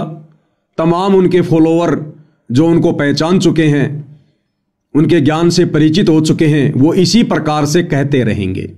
तो मेरा किसी से कोई राग द्वेष नहीं है। अंत में मेरा आप सभी से यह निवेदन है, मुकदमे चाहे 50 करो, नो प्रॉब्लम, लेकिन मुकदमा करने से पहले आप मुकदमा किस विषय पर करने जा रहे हो, उसमें कितनी सच्चाई है। सतगुरु रामपाल जी के सत्संग सुनकर, कुछ एक सत्संग मैंने आपको सुना दिए हैं, ये तो केवल अंश मात्र जानकारी है। बाकी आप उनके यूट्यूब पर सत्संग सुनिए। नशे को लेकर, हुक्के को लेकर एक काफिर का अंग उनका सत्संग है, लगभग 1.5 घंटे का। आप यूट्यूब पर सर्च कीजिए, काफिर का अंग संत रामपाल जी महाराज। 1 घंटा 40 मिनट का सत्संग होगा। उसमें नशे के ऊपर, तमाकू के ऊपर, मांस खाने वाले के ऊपर, शराब पीने वाले के ऊपर उन्होंने विशेष तौर पर स्पष्टीकरण दिया है। उसके बाद आप जी कोई कदम उठाना, अन्यथा आज आप खाप पंचायत के प्रधान जो मुझ पवनदास के ऊपर मानहानि का बेबुनियादी मुकदमा ठोकने जा रहे हैं, मेरा तो इस मुकदमे से कुछ भी नहीं बिगड़ेगा, कुछ भी नहीं बिगड़ेगा। पिछले 9 वर्षों से ये सतलोक आश्रम वाले ना जाने मेरे ऊपर कितने मुकदमे करवा चुके हैं, मुझे जेल करवा चुके हैं, हर प्रकार से मेरे साथ मार पिटाई करवा चुके हैं। धमकियों की तो गिनती नहीं, गालियों की तो बौछार कर रखी है। 9 साल से जब ये मेरा कुछ नहीं बिगाड़ पाए, बाड़ बाका नहीं कर पाए, तो प्रधानों आप क्या कर पाओगे? फिर भी आपको लगता है कि हम कुछ कर सकते हैं, तो आप जी अवश्य कीजिए। लेकिन आज आप जो ये बेबुनियादी मुकदमा करने जा रहे हैं, सतलोक आश्रम वालों की कुसंगति में पड़कर, उनके एहसानों के तले दबे होने के कारण और अपनी झूठी मान मर्यादा और गरिमा को बचाए रखने के लिए, आने वाले दिनों में, आने वाले समय में इस झूठे मानहानि के मुकदमे के लिए आप सर्व उन तमाम खाप पंचायत के प्रधानों को, सरपंचों को, जो जो लोग इस मुकदमे में गवाह बनेंगे, इस मुकदमे को करने में सहयोगी बनेंगे। आप तमाम लोगों को सार्वजनिक तौर पर सतगुरु रामपाल जी से और मुझ पवन दास से माफी मांगनी पड़ेगी, आज नहीं तो कल, जब आप उनके भक्ति विधान से परिचित हो जाओगे। तो मुझ पवन दास की केवल इतनी विनती है, इतनी प्रार्थना है, परमेश्वर के विधान को, तंबाकू सेवन को लेकर, हुक्का पीने को लेकर आपके सामने मुझे रखना था। मैंने सतगुरु रामपाल जी के सत्संगों को आधार बनाकर आपके सामने रख दिया है। अब इसके बाद जो भी निर्णय है वो आपका है। मैंने ये वीडियो कोई भय में आकर नहीं बनाया है और ना हमें किसी प्रकार का कोई भय है, क्योंकि हमारे साथ में भगवान है, हम सच के साथ में हैं और जिसके साथ में भगवान होता है, जो सच्ची राह पर होता है, दुनिया उससे डरा करती है, वो लोग दुनिया से नहीं डरा करते हैं। तो ये वीडियो मैंने एक बार जो पुनः बनाया है, ये आप लोगों को फिर से परमात्मा का दोही बनने से बचाने के लिए बनाया है। ये झूठा मानहानि का मुकदमा करके आप अपने और अधिक ये कर्म ना बिगाड़ो, ना फोड़ो। पहले से आप लोगों के इतने ये कर्म बिगड़े हुए हैं कि आप लोगों के ऊपर आपत्तियों पर आपत्ति आ रही है। ये गांव में बाढ़ आना, फसलें बर्बाद होना, इतना नुकसान होना, ये आपके कर्मों का परिणाम है। ऊपर से संत भक्तों के ऊपर झूठे मुकदमे, आप और अधिक अपने कर्म फोड़ोगे, कर्म बिगाड़ोगे। परिणाम तो फिर आने वाले समय में भुगतने पड़ेंगे। आज ये मेरा पहला वीडियो है। कल का वीडियो शतलोक आश्रम वालों के ऊपर होगा। वो शतलोक आश्रम वाले जो इस प्रेस कॉन्फ्रेंस में आप लोगों के साथ में बैठे हैं, जो आप लोगों को भड़का रहे हैं, आप लोगों को उकसा रहे हैं अपने धार्मिक धंधे के लिए कि पवन दास को जेल में करवा दिया जाएगा तो हमारा धार्मिक धंधा बढ़िया चलेगा, अच्छा चलेगा। संगत को कोई सच्चाई बताने वाले नहीं रहेंगे। जो जो व्यक्ति सच्चाई बताएं उनके ऊपर झूठे मुकदमे लगाकर जेल में डलवा दो। कितनी बार डलवाओगे, कितने मुकदमे लगवाओगे? हमें परमात्मा की शरण प्राप्त है, हमारे ऊपर परमात्मा का आशीर्वाद है। सच हम यूं ही कहेंगे, हमने झूठ बहुत कही, बेहिसाब की कही। कब तक? जब तक हमें सच का पता नहीं था, सच्चे सतगुरु की शरण प्राप्त नहीं थी। भाई अब तो हम झूठ को सामने लाने के लिए और सच को सर्व समाज के सामने रखने के लिए अपना सिर भी कटवाना अपना सबसे बड़ा सम्मान समझेंगे। फिर ये छोटे मोटे मुकदमे, भला इनकी तो बिसात ही क्या है, इनकी तो औकात ही क्या है। तो भाई और बहनों, आज के वीडियो में केवल मैं इतना ही कहना चाहूँगा। बाकी फिर अगला वीडियो इन शतलोक आश्रम वालों के ऊपर होगा। इन्होंने किस प्रकार से इन पंचायत वालों को सच्चाई से दूर रखा और किस प्रकार से ये लोग सच कहने से डर रहे हैं, इस विषय पर हम विशेष विश्लेषण उन शतलोक आश्रम वालों के इंटरव्यू को आधार बनाकर कि उन्होंने अपने मुख से क्या कुछ इस प्रेस कॉन्फ्रेंस में कहा है, आपके सामने रखेंगे, बताएंगे। तो आज के इस वीडियो में मुझ पवन दास की एक कोशिश थी, सतगुरु रामपाल जी के आशीर्वाद से, उनके ज्ञान आधार से आप तमाम हरियाणा खाप पंचायत के उन प्रधानों को, सरपंचों को जो अभी सतगुरु रामपाल जी के ज्ञान और उनकी शरण से दूर हैं, ये मेरा एक पहला प्रयास था। आगे भी मेरा ये प्रयास आप भक्ति से भटके हुए भाई बहनों को समझाने का जारी रहेगा। तो अगले वीडियो का इंतज़ार करें। आज के वीडियो में केवल इतना ही। परमेश्वर रामपाल जी का आशीर्वाद हम सभी के ऊपर इसी प्रकार से बना रहे। बंदी छोड़ सतगुरु रामपाल जी परमेश्वर जी की जय हो।